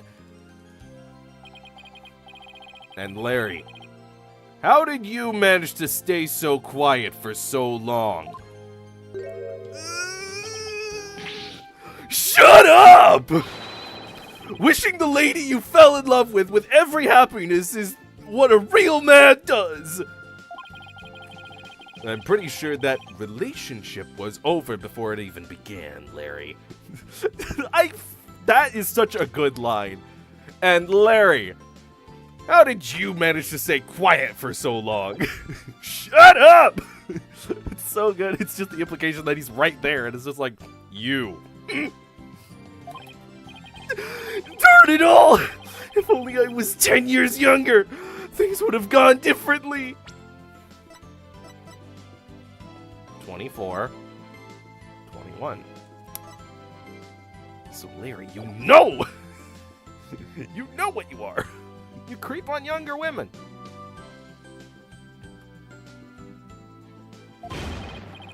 Hands of time, why won't you turn back for me?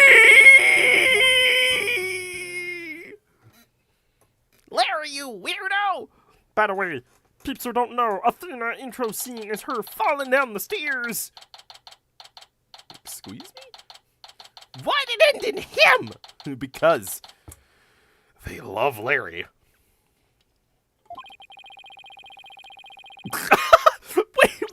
Wait. When was the last time it said green? Okay, it doesn't say. But we were around, we were around September 24th. So it's only been 6 days. Today is Ellen and Soren's third wedding ceremony and reception. I heard the bride and groom insisted on being the Flying Chapel. Again. In the end, they were nice enough to invite me and Maya. And Athena kind of invited herself. I don't like what she's picking up from Larry. He's a bad influence. They also invited Edgeworth, Emma, and even Larry. They said third time's the charm. They say third time's the charm, right? They say it's all about doing. I really do hope it's happily ever after for them this time around. Still, I get the feeling it's going to be one rowdy party. No gumshoe. Ready when you are. Wow. Okay, here we go! Huh? Oh, hey! Look who's next! Ah! Huh? Oh no! Haven't you ever heard of Lady Ruth? I'm truly blessed to have you. That's not the voice I was imagining for Soren, even without the biscuit.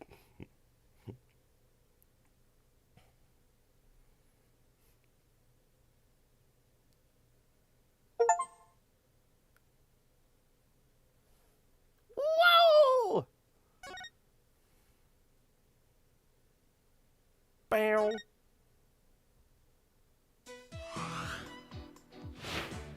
Whoa!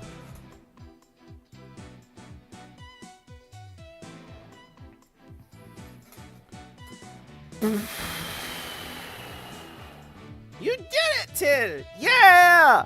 It's all done. We went more than a year ago. We started with Apollo Justice. We started Apollo's journey. Started a streaming thing. You were there and all. And then we met so many characters through this. And then the next game was like half a year ago. Oh, saying that is like, oh. This probably my favorite game. All because of Fulbright. Just all of this was such a solid story, and honestly, I like how it was chronologically not in order, and so you had to put things together. You really had to think.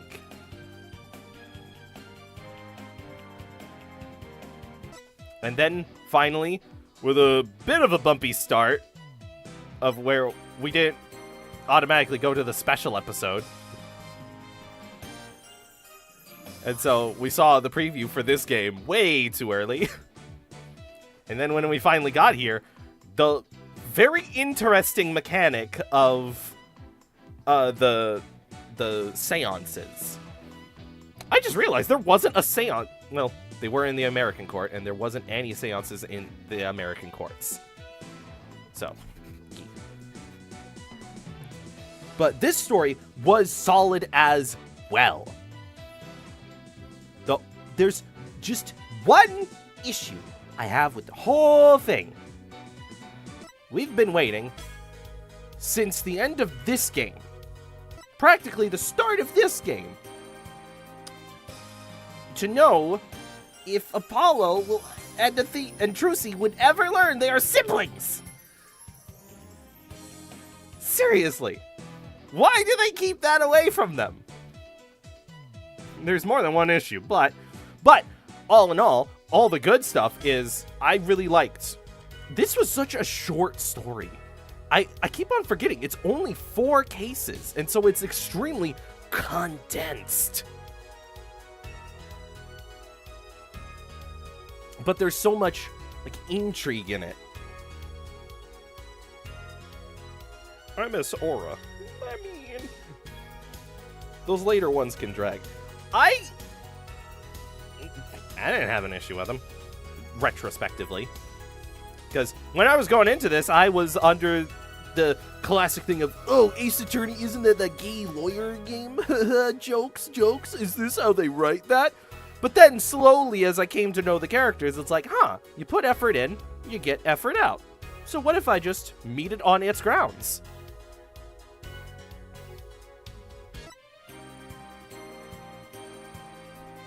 And I was hooked at the start of this game. The bomb was like, what are they doing?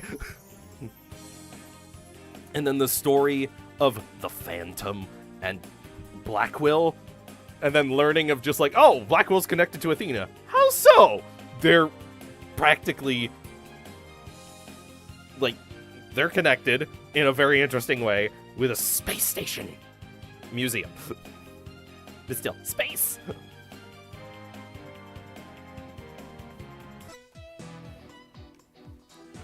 And then this one, there was a lot of mystery of just like, what is this trying to do? What is going on with this rebellion in this other land? And I was convinced for like the first 3 cases of the game that we were going to somehow face off against Dirk. It was extremely unsure of just like, are we going to fight Dirk? Or how are we going to fight another defense attorney? But that didn't happen. But maybe another game will check on that.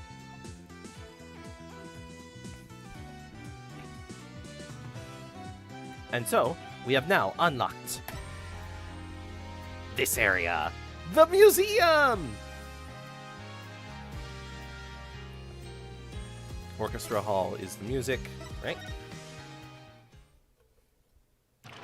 I haven't been in this section at all, off stream. Yep.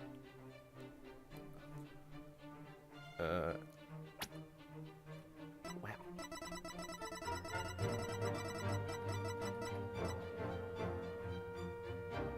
Trilogy exclusive.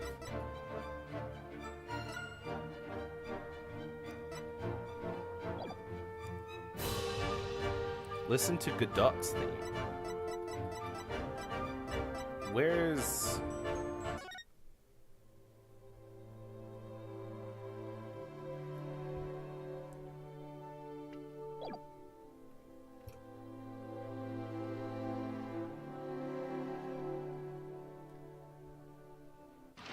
Okay. Orchestra is not really a great thing to do, like, on a stream to get everyone's perspective on it, and especially because, you know, maybe there might be a Capcom bot in the rafters looking at me with a gun. Who knows?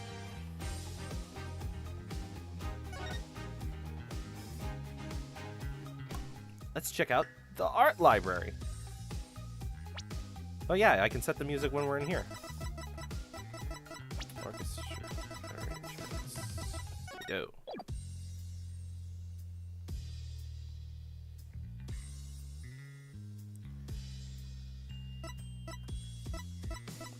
So yeah, for the rest of this stream, let's just go down memory lane, talking about what worked in the games. So, here's the cover. And, wait, it's so weird seeing them at, like, the beginning of this trilogy. And Apollo's still a fever dream. I don't know. What? And then there's the 3.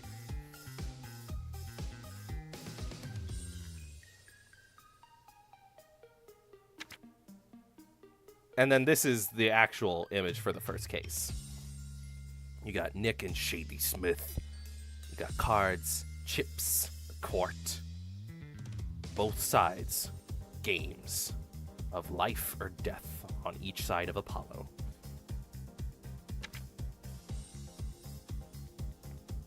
And then here's the second one, with Trucy running, Udon freaking out, and Apollo getting hit by a car. And Trucy and Emma! The girlies!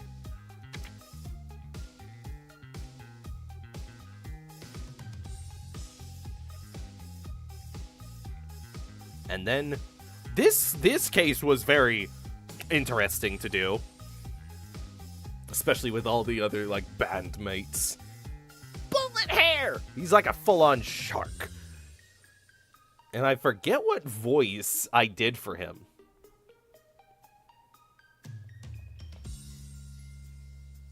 But this one was quite interesting to deal with because we had to work with a video.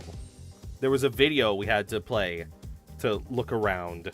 And then we had to match up audio, and they did a really fun thing of there was a recording, the master recording, and you could turn off each instrument to find where the wrongness is coming from.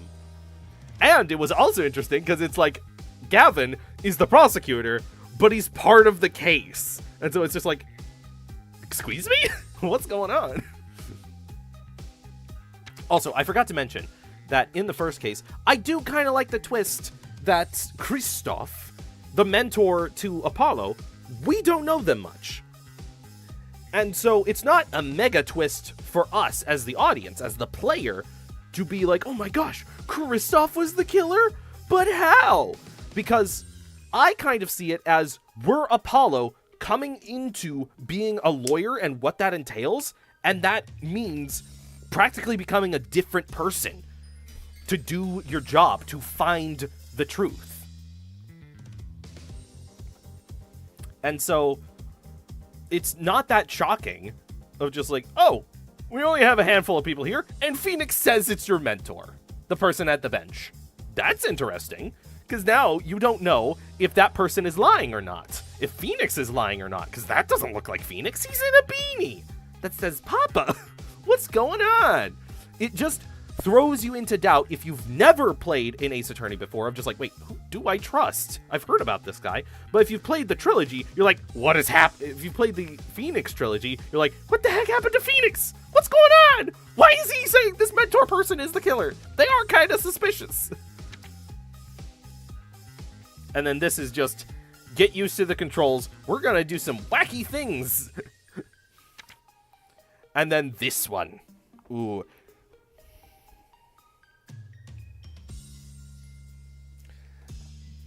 This one just added just a little bit of intrigue of just like, what is Apollo's story? And what is the connections to everything? There's bigger things that go on. Don't you know, Apollo? What are you doing when you mess with things? And then this case. Oh, this case was so good. It's like bringing up everyone's past and even their current now, the present, with Vera sketching over fake art of the previous cases. It's like, what's going on here? Why is it all of Apollo's cases? And What, I forget his name, but it's the guy in yellow right there, Grammaire. The magician that knew of Trucy's mother. And she died. Or did she? did she die? And then it's like, oh, this was all connected to Kristoff, because Kristoff, even if you lock him up, there was still other things going on. This was just a waiting, ticking time bomb of tragedy. And with a little wiggling around, it shows that sometimes evidence can't be the only thing you rely on. You gotta use other means. And how good are those means? It's just, it brings in ethics of just like, yeah, there's a jury system. We didn't use evidence. We just pointed that this guy's villainous. Is that truly a good way to do it? What is Nick's necklace? Oh yeah, that's Trucy's little pendant thing. That comes into play because it's like Trucy isn't Phoenix's kid. It they were adopted, and that's also dealt with here, of where we get the beginning of the first case to figure out who the heck Shady Smith was. I love how they diverge the timeline with the two tech spheres of just like, here's the present, here's the past. And how it's been like 7 years in the making for this case. It was such a good blend. Everything worked together. So many questions, so many interesting ideas were used here.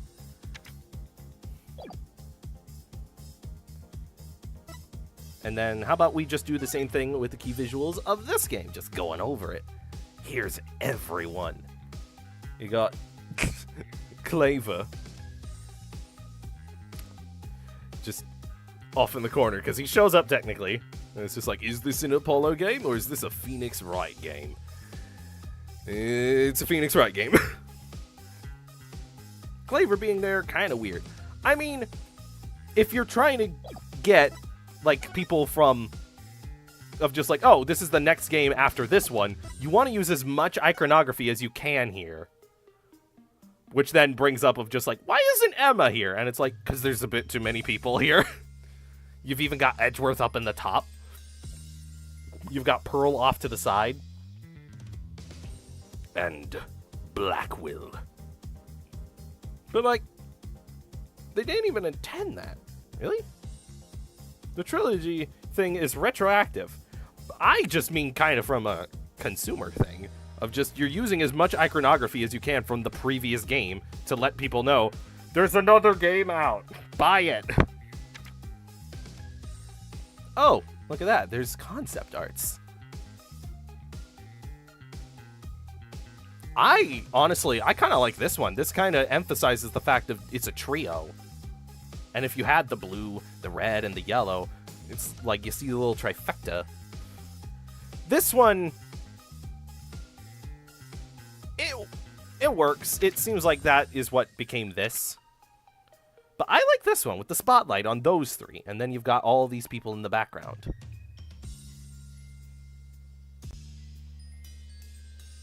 The blue, the yellow, the red. And then, ooh, that's a nice poster. It doesn't say... Oh, teaser illustration. Neat. I'm just like, ooh, here's Phoenix. Who's that behind him?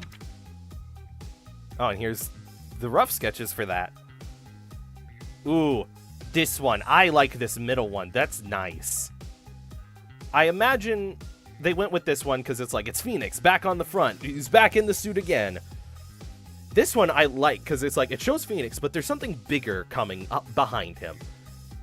Emphasis of just like, oh yeah, that might be Phoenix's successor, Athena. And knowing what happens with the 6th game of Apollo, that would be just like a nice little bow on top. And this one, I imagine they didn't really use because people might get mad of just like, here's Phoenix back in the past, and there's this new hotness out in the front. Because people are really attached to Phoenix from the fandom. I've dipped my toes in it a few times, and oh boy, it's a really volatile fandom. There's a lot of good people in it, but oh boy, is there a lot of loud, angry people in it. Aw, this is cute. It's like a party. Trucy. Look at little Pearl's face. I am here for moral support. Taka, taka, taka. Bird! Bird!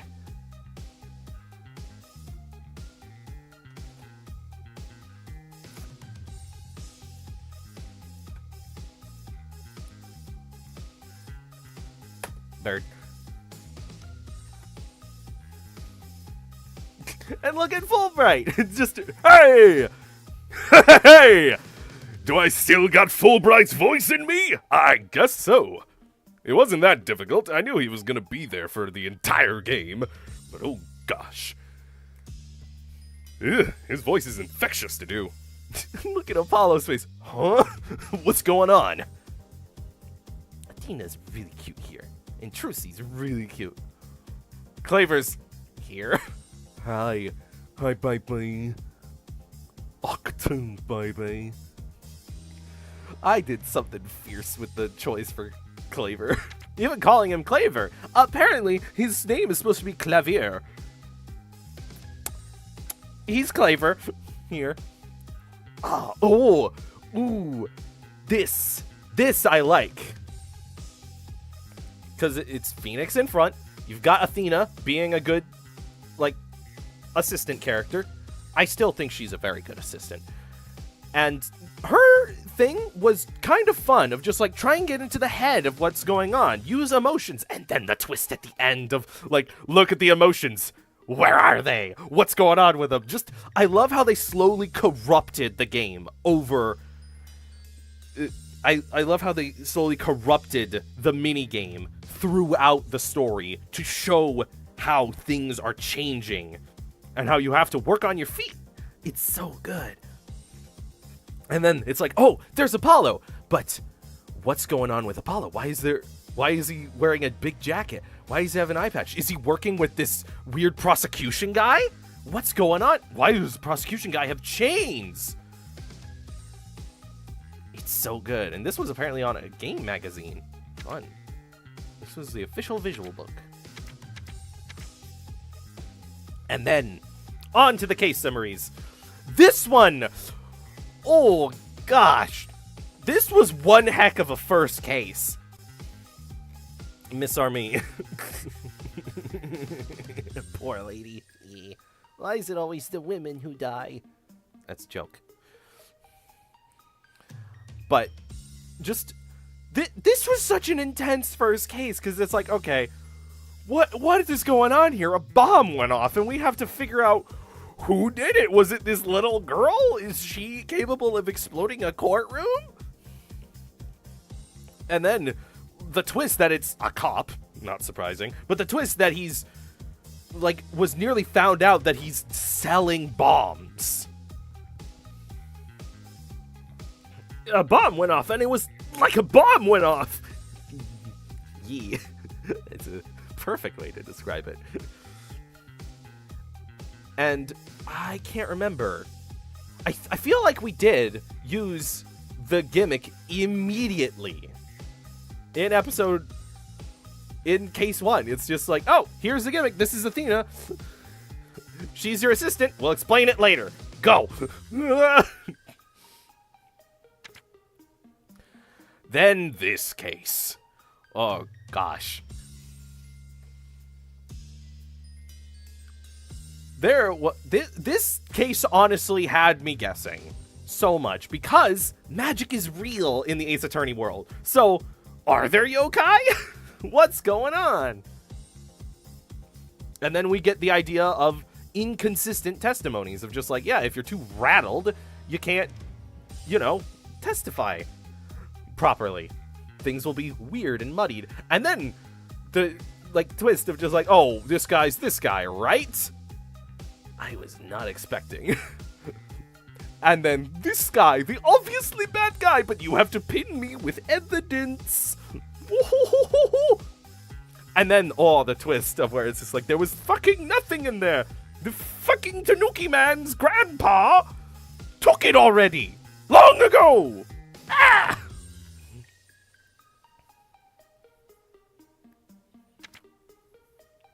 And then, this case was very good. We get a nice set of characters to figure out what's going on with each of them. We get her before case 1 of where it's just like, this is where the timeline is getting wonky. Because it was kind of wonky here. Of where it's like, oh, we know who Athena is, but this is apparently when Athena showed up. This is when she got to the States and she was put with Apollo to learn the ropes. And seeing them bounce off each other of just like, it's Apollo and Athena was such an interesting change, especially from like doing the Apollo Justice game of where you had Trucy the entire way through. But for this one, it's just like, here's Athena. This is like, hello, Athena. Who are you? I'm really feisty and I want to hit someone in the face. Ugh. And then when you get here, it's like, oh, this is even further in the past. It's like, are we going backwards? Because this is, well, it's not further in the past. It's a little bit later because Athena is now established and has been talking to Phoenix, but it's before the first case because this is when Juniper and Athena first reconnect back at school. And it's like, the timeline. And then these two, gosh, I was able to call one of them of like, what's your gimmick? Oh, your gimmick is you're wearing a binder. But I would not have guessed in a long, long time that this guy got held back and is actually in his 20s. Or something like that.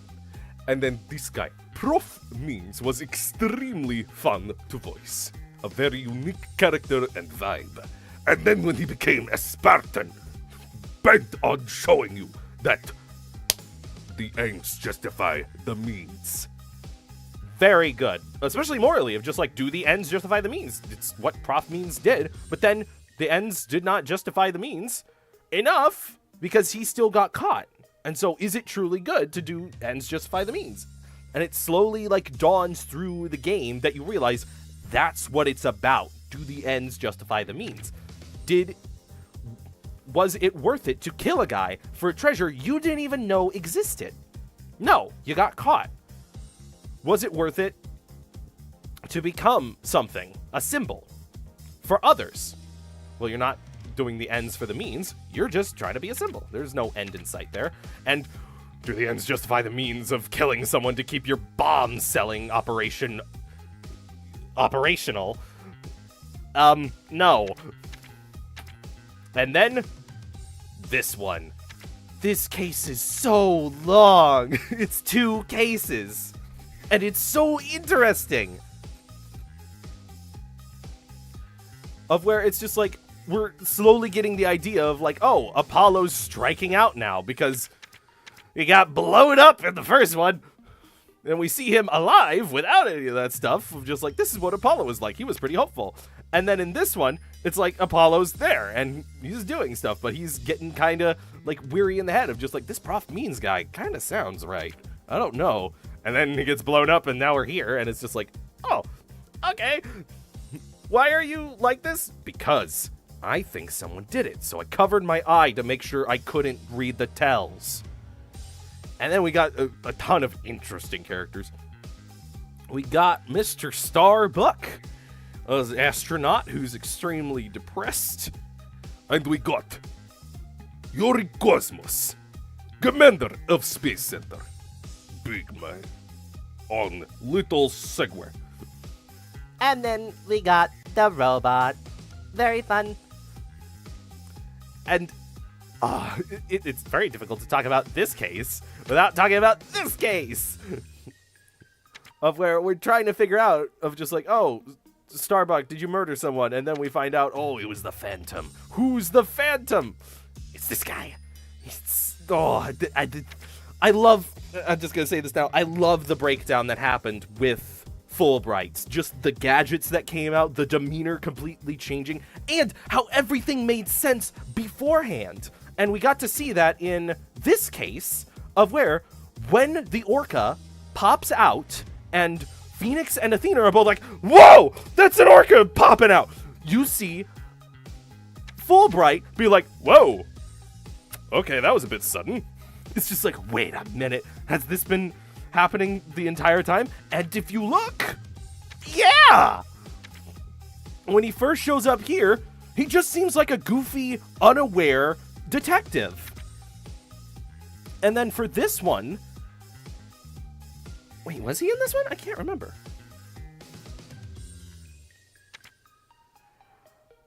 But, and then in this one, it seemed kind of odd that he's just like, I don't know if it was Simon.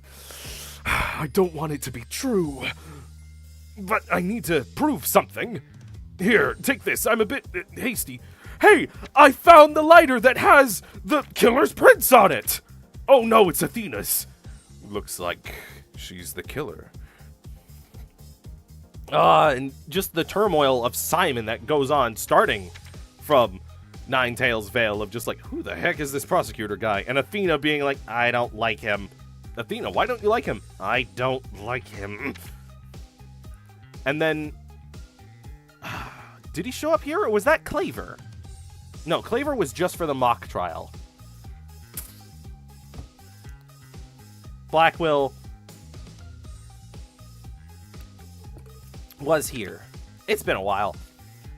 But Blackwell has been was an extremely fun character. Just this guy who's just like, fuck you. I have honor. I will cut you if I want in chains. Oh, give me a second. Gah!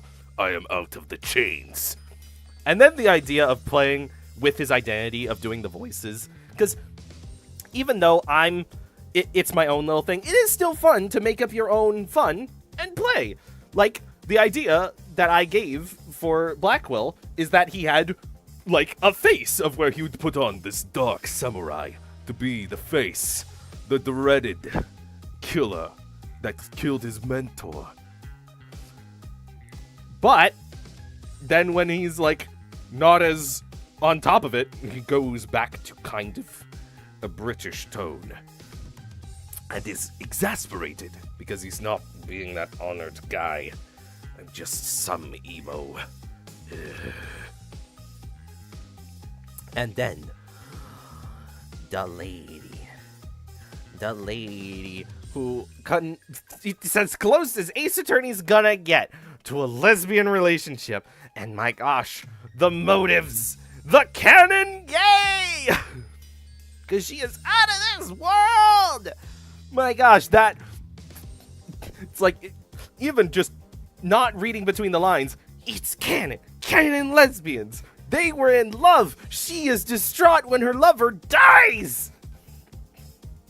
And then she gets all freaky deaky with the robots of just like, I will kill humanity because you will suffer. My girl is pseudo-victim. Prosecutor, judge, culprit, witness, and jury. Lesbian W. Yeah, she just gets every slot. DEI be damned. And then bringing back Prosecutor Edgeworth. Because she's like, I need a prosecutor that isn't my little brother. Abusive mom. Yeah, we also get that. She's also a bad guy. And actively was not great to Athena or any other robots. And it's just, oh my gosh, everything coming together in this final case of just like, oh, okay, that makes a lot more sense. And the reveals of just like, I thought I did it. I really did. And it's like, nope, you didn't. People get weird when they get emotional. And then this case was honestly kind of fun. It was a very interesting break to see of just like, okay, what do Athena and Phoenix do in a not high super stakes thing? Because we got that a little bit in this one of where you're Athena and your sidekick is Phoenix. And then the surprise addition of just like, Pearl's here. And it's like, huh? Why are you here?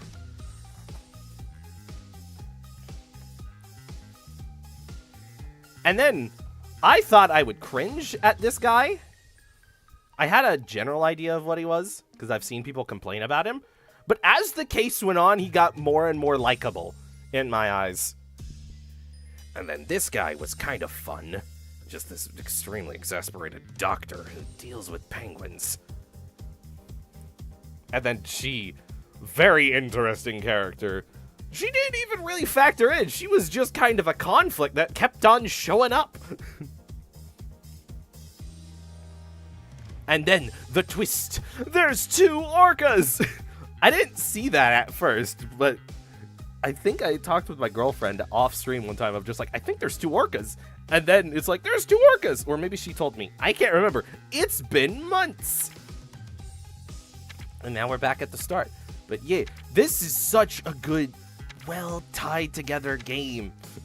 Everything just leads into each other. That was September.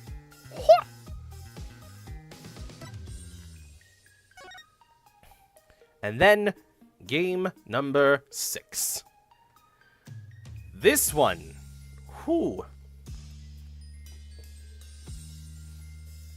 A very interesting, like, split of narrative of just, there's 2 places. There's the Americas, Japanifornia, if you will, and Kurine. Teaser illustration of, oh, here's Phoenix, pointing again, but who's this behind him? Is it Maya? It kind of looks like Maya. But what's with all this accoutrement? Aw, this is pretty... Larry, what are you doing there? No. Okay, so I'm guessing the official visual book comes after the special cases. Because that would explain why Larry's there. And then there's just such fun little interactions. You see Phoenix and Maya get to hang out again. Edgeworth is in the back dealing with the Larry. Emma, that is. Boink! And then you see Blackwell and Athena are bonding again. It's so nice to see. Apollo and Trucy are hanging out like siblings should do, but they don't know it yet. And then Rafa, I'm guessing this is after the fact. Yeah, it is after the fact. You can see Nayuta's hand does not have the glove on it. And so those two are bonding because advisor to the new royalty. And it's so nice seeing all this. Even Larry getting punted. Boink! There should be a gumshoe right here, but there is not. And then, ooh, Gamer Magazine. This is a good teaser to show it's just like, yeah, we got Phoenix and Maya. And then on another side is Apollo to kind of symbolize of just like there's a split somewhere going on. And this weird other person, is this Apollo's new assistant? They look really weird, but it kind of fits with Maya's vibe. There's something going on here. Aw. Her and her, this is the Acolyte uniform from Game 3. And there's Phoenix just relaxing. Look, he's not intense with the eyebrows. They give him a more relaxed face. And then you see Apollo just like, yeah, I'm back. I'm a thing, right? And then you see Maya after a long time. Oh my gosh! Look at them! Huh? Ta-da! Wow! Ah!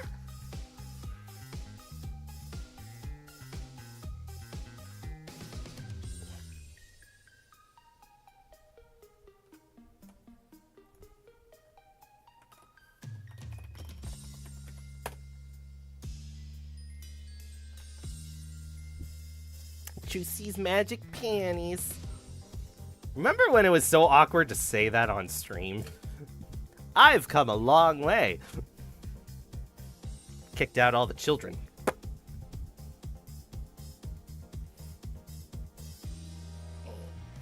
Juicy's so good. I wonder why Taka's there. Such a funny little choice. Huh? Why is the bird here? I don't know. He just popped out. Case 2, a weirdo stole them. Oh, yeah. And so, the first case. Whoo, boy. Oh, they also introduced the gimmick immediately. But this, whoo, this was weird. This honestly felt like the longest first case out of the 3. It felt like a normal sized case, but there was the factor of just like, we didn't go to the scene at all or investigate any of the stuff. We were just in court. Constantly. And I love the puzzle box aspect of these. Just like little mysteries. And then we learned who Rafa was very quickly. And then we had like Sutar Jesus. I forget his voice. And then we also had the new judge. He's Benevolence. What was it, that one? I think it was Benevolence. They all had special titles. I was gonna say, he looks like Jesus. Oh, he gets crazier. We'll get there. Well, he got crazy. This was a very interesting introduction of just like, oh, here's as quick as we can make it, case about Khura'in and its culture. Get an idea of it. And then we get to probably my favorite case, even though it's like I love the Phantom and all that did. I fucking love magic. It's so my vibe. I love it. And then the bunny. The only stream I intentionally missed You hate the investigation segment. No! But this was so fun to be like, oh, a murder happened on a magic show. Which part was part of the magic and which wasn't? And then the reveal that this guy dealt with Trucy, was part of Trucy's past of the Gramaires. I find that interesting. Of just like, it's not Trucy's cross to bear, but she will have Apollo deal with it. But then having these two as like assistants again was very fun. I'm just like, hey, it's been an entire game. How have you been? I've been doing magic. You know, the huge. And just, it's so good. And then the next one. Whoa, goodness gracious, this is where things really kicked up. Where it's just like, oh, this is a fun case. That interesting twists and where to go. Whoa, my gosh, we're back in political climates. And religious shenanigans. This one, I swear, was the longest. This one took so long to do stuff. But that kind of added to it of just like, we're in a completely unfamiliar place. We're learning about a whole new culture. We're paying attention to all these little things. Going up on the mountain, only one person could do it. She was going to do it, but she got pregnant. And so Maya had to do it. And on that, just this huge cavalcade of accidents that weren't supposed to happen. And then, that's the rebel! Hey, hey guys, it's me. Look at how serious I look. You should see your faces!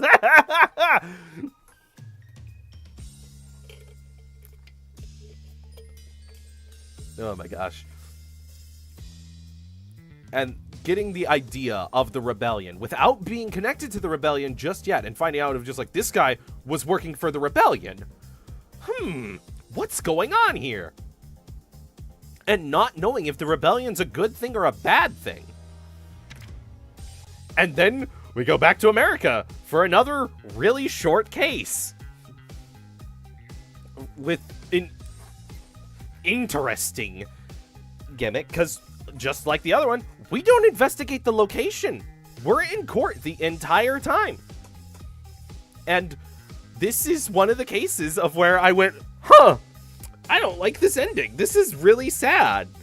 Of where it was all just misunderstand. Bucky should have been guilty. Fuck him. Yeah, it's just...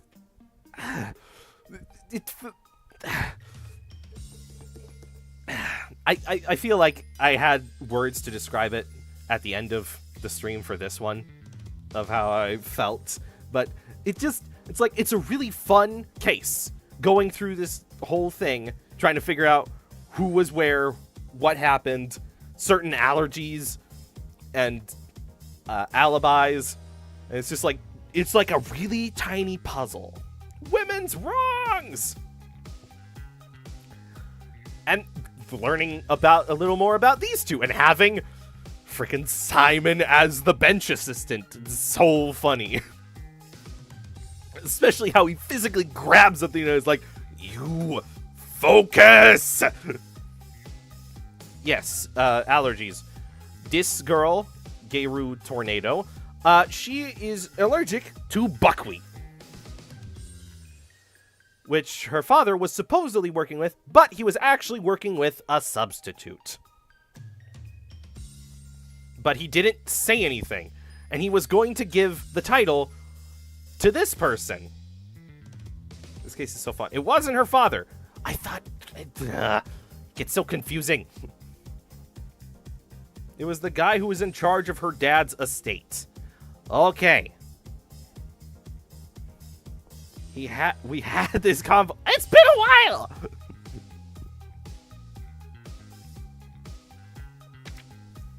And then, the next case. Everything comes to a crescendo. This one was so interesting. Starting with the archaeologist. It's just like, this is the final case. This doesn't feel like the final case. And then it wasn't. We figure out what happened-ish with the archaeologist, and it's like, we're still going. It's like, huh? We're going back to Karine to figure out what to do with the statue. And it's like, oh, Schmidt! Let's go, Army! Sarge! And then working with Dirk, I believe, wait a minute. It's either this case or this case that we start working with Dirk, and it's finally revealed of just like, yeah, you should kind of be on the side of the rebellion.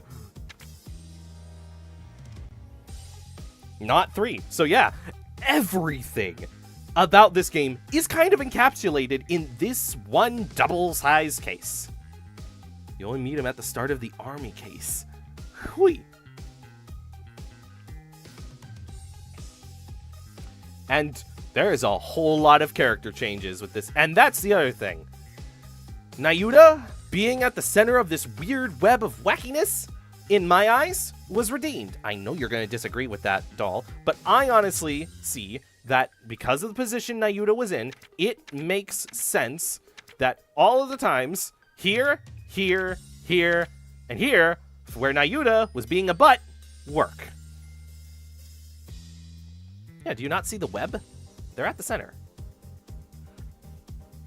Because they're connected to Dirk. They're connected to the royal family. They're connected to the religion. They're connected to Apollo. He was like the 4th most central figure. Yes, but he was still connected to everything. Being a central figure doesn't mean you're not connected to everything.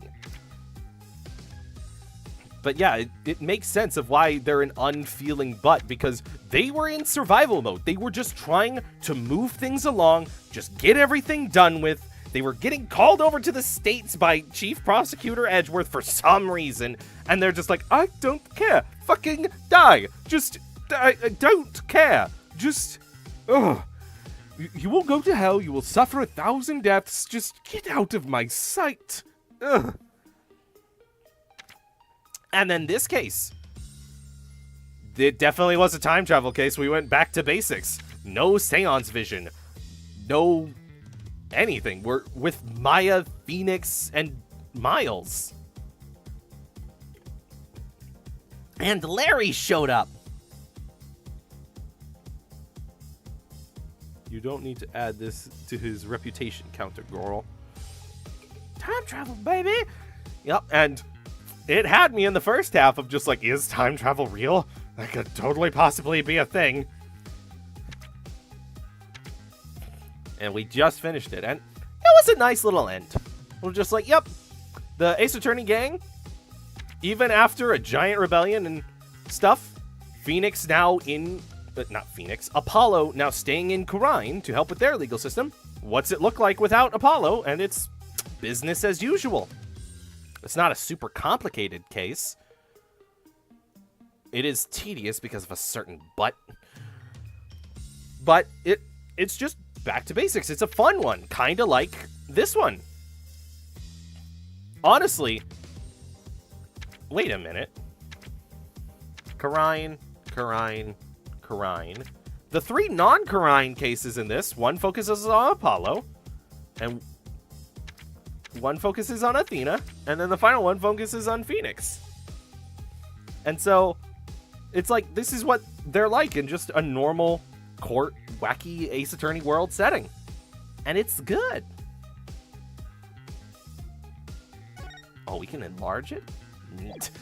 But you can do that on your own time if you buy the game. And then, for the trilogy, key visual illustrations. We got everyone. And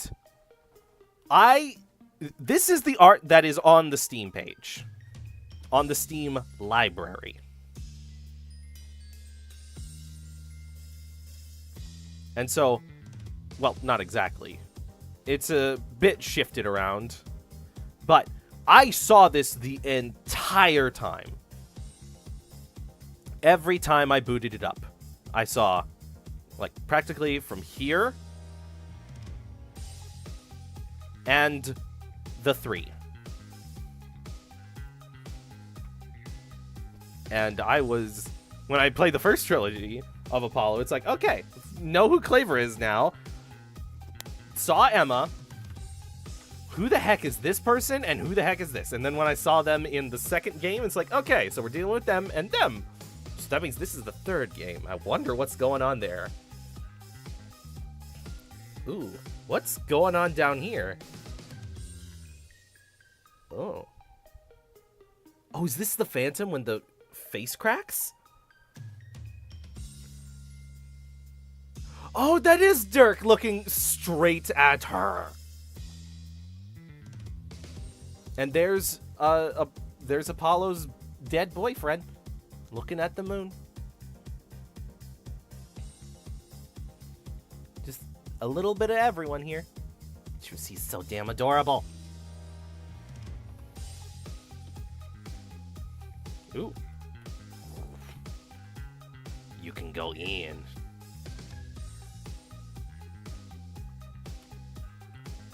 What is going on down here?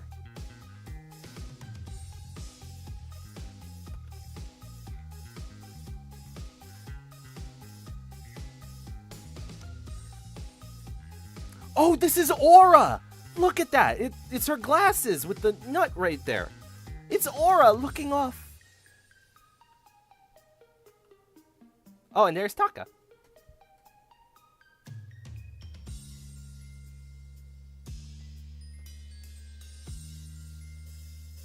Here's the edges of rebellion. Yeah, so much detail.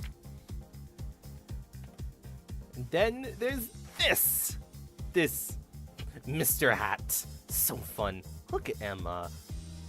Claver's rocking it with the branded headphones.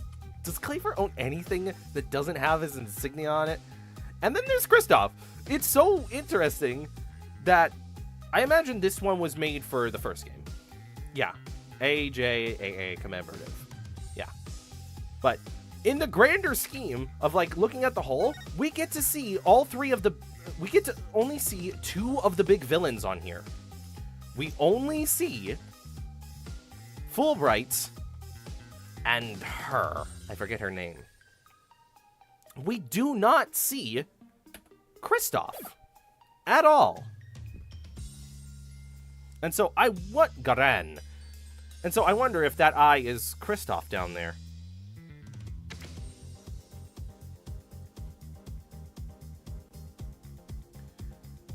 But it's so interesting how Kristoff just kind of fades into the background. They're the first villain of Apollo's trilogy, the villain for the first and last case. And I never, ever seen Kristoff outside of doing this. It's so rare to see him.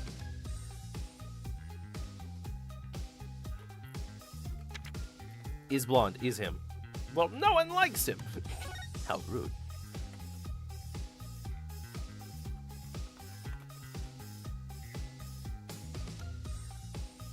What is this ring thing supposed to be?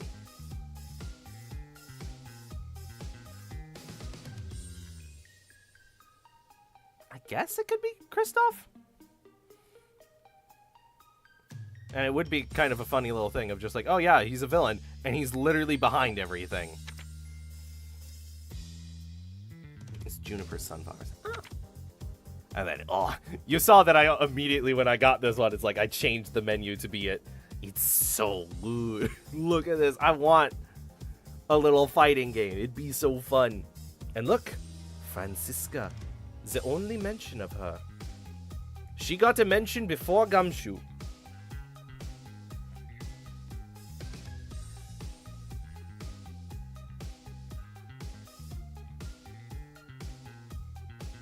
What?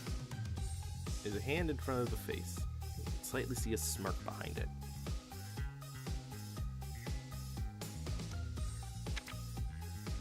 Oh, of this. Why are they grayed out? Because you gotta unlock it or something like that. I mean, this is also for Dual Destinies. Maya did not show up in this game, neither did these two. But these characters all did show up in that game. So, it makes sense that you gotta do special things to get those characters.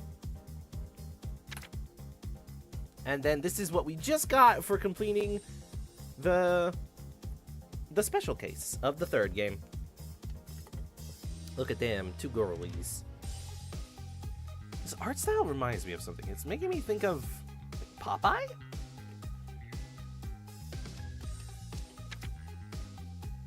Whoa. Look at that.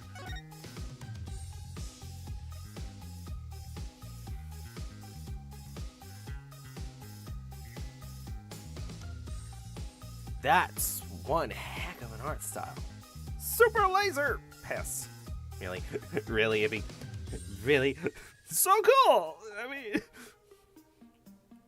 Yeah, and I kind of like the symbolism of it also matching to their suits, but the idea that Phoenix is extremely quick on his feet, so he's got lightning, whereas Apollo just does not stop. He's like a fire with infinite fuel.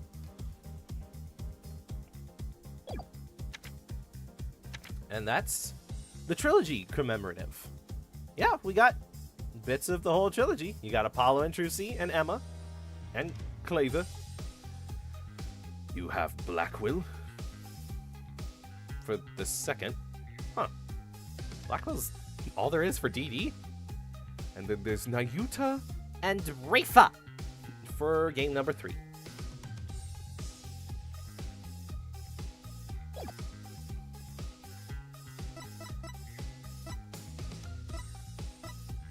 And then I'd love to go through character designs, in-game illustrations, backgrounds, and just talk about all these things.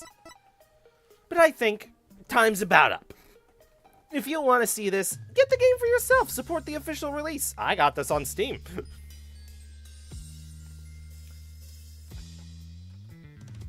But it is now time. Ooh, accolades.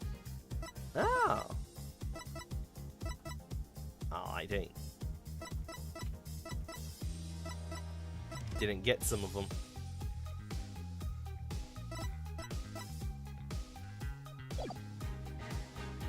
Wait, what?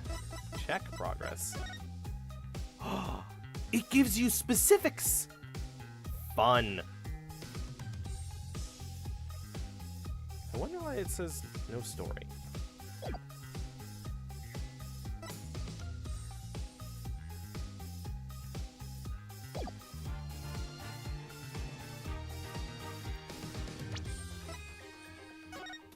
And so, this has been the streaming of the Apollo Justice trilogy. This was really fun. But we're not done! There is another thing. Next week, Monday, noon PST, we're doing something a little special. We're doing the original Ace Attorney trilogy with friends. So, mark your calendars for that. I will try and get the preview stream up as soon as I get a thumbnail idea for it, because I have nothing. I'm making a promise live on air for people to hold me to over the coals. But we're not done with this stream yet, because we still got some memes. All right, let's get the chats ready. Discord. So, I put in this image from stream about, hey, make your own images of it. Let's see what we got. What's going on? My neighbor's throwing a party on a Sunday night. Me just trying to sleep. Please, no.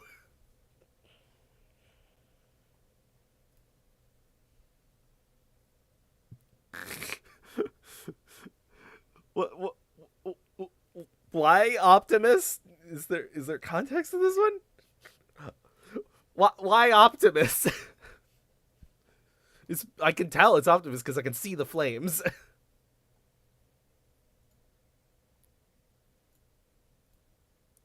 Ow. No. You're cool. No!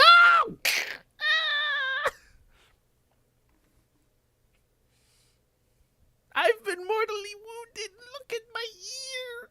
No! I'm just messing with you. Okay. That was very fun. That's kind of a fun little thing to do. Just to be like, hey, in the middle of the stream, here's an image, work on it. There is also Doodle in Creations. Yes, I'm get that set up. Discord. Alright.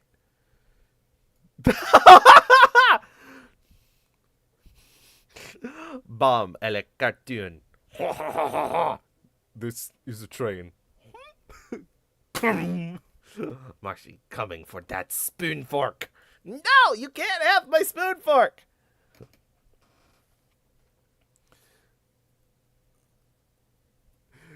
Thank you, Marshy. That is... Oh, that is so good. A full redraw of the scene. But I want it. It's mine. I need it to eat my epi sauce. I need it to eat my hot dog with no bun. I need it. You can't eat the spoon fork for nutrients. Otherwise, then how will I get nutrients from using the spoon fork? But they want one. No. You've got more than one. So I throw them in the dishwasher. I can't just use the same old spoon fork every day. That gets nasty. Conker threw in an edit. Y'all are too fast. You're dead.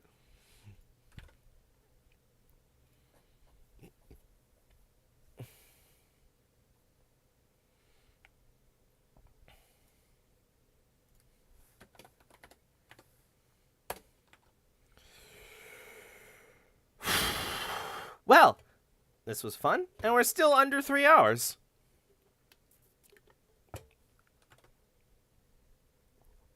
But I don't know how to pad out the stream any longer in a nice fashion for these last 15 minutes. Learn to share the spoon fork tip. Yeah, but if you eat it, I can't use it. They can make up for lost time. No! Back off. Mine. So yeah. This has been a really fun streaming thing. I cannot wait to do more. And then there's the thing of I'm also doing Transformer reviews, and I've got an interesting one lined up next. We'll see about that. You've got multiple. Just share one with me. No, because then you'll get a taste for it. Yell at Marshy about utensils. Maybe another time. But this is where I push the end broadcast button. Remember, next week, Monday, noon, PST, is more Ace Attorney. We're just going a bit farther back and a bit different.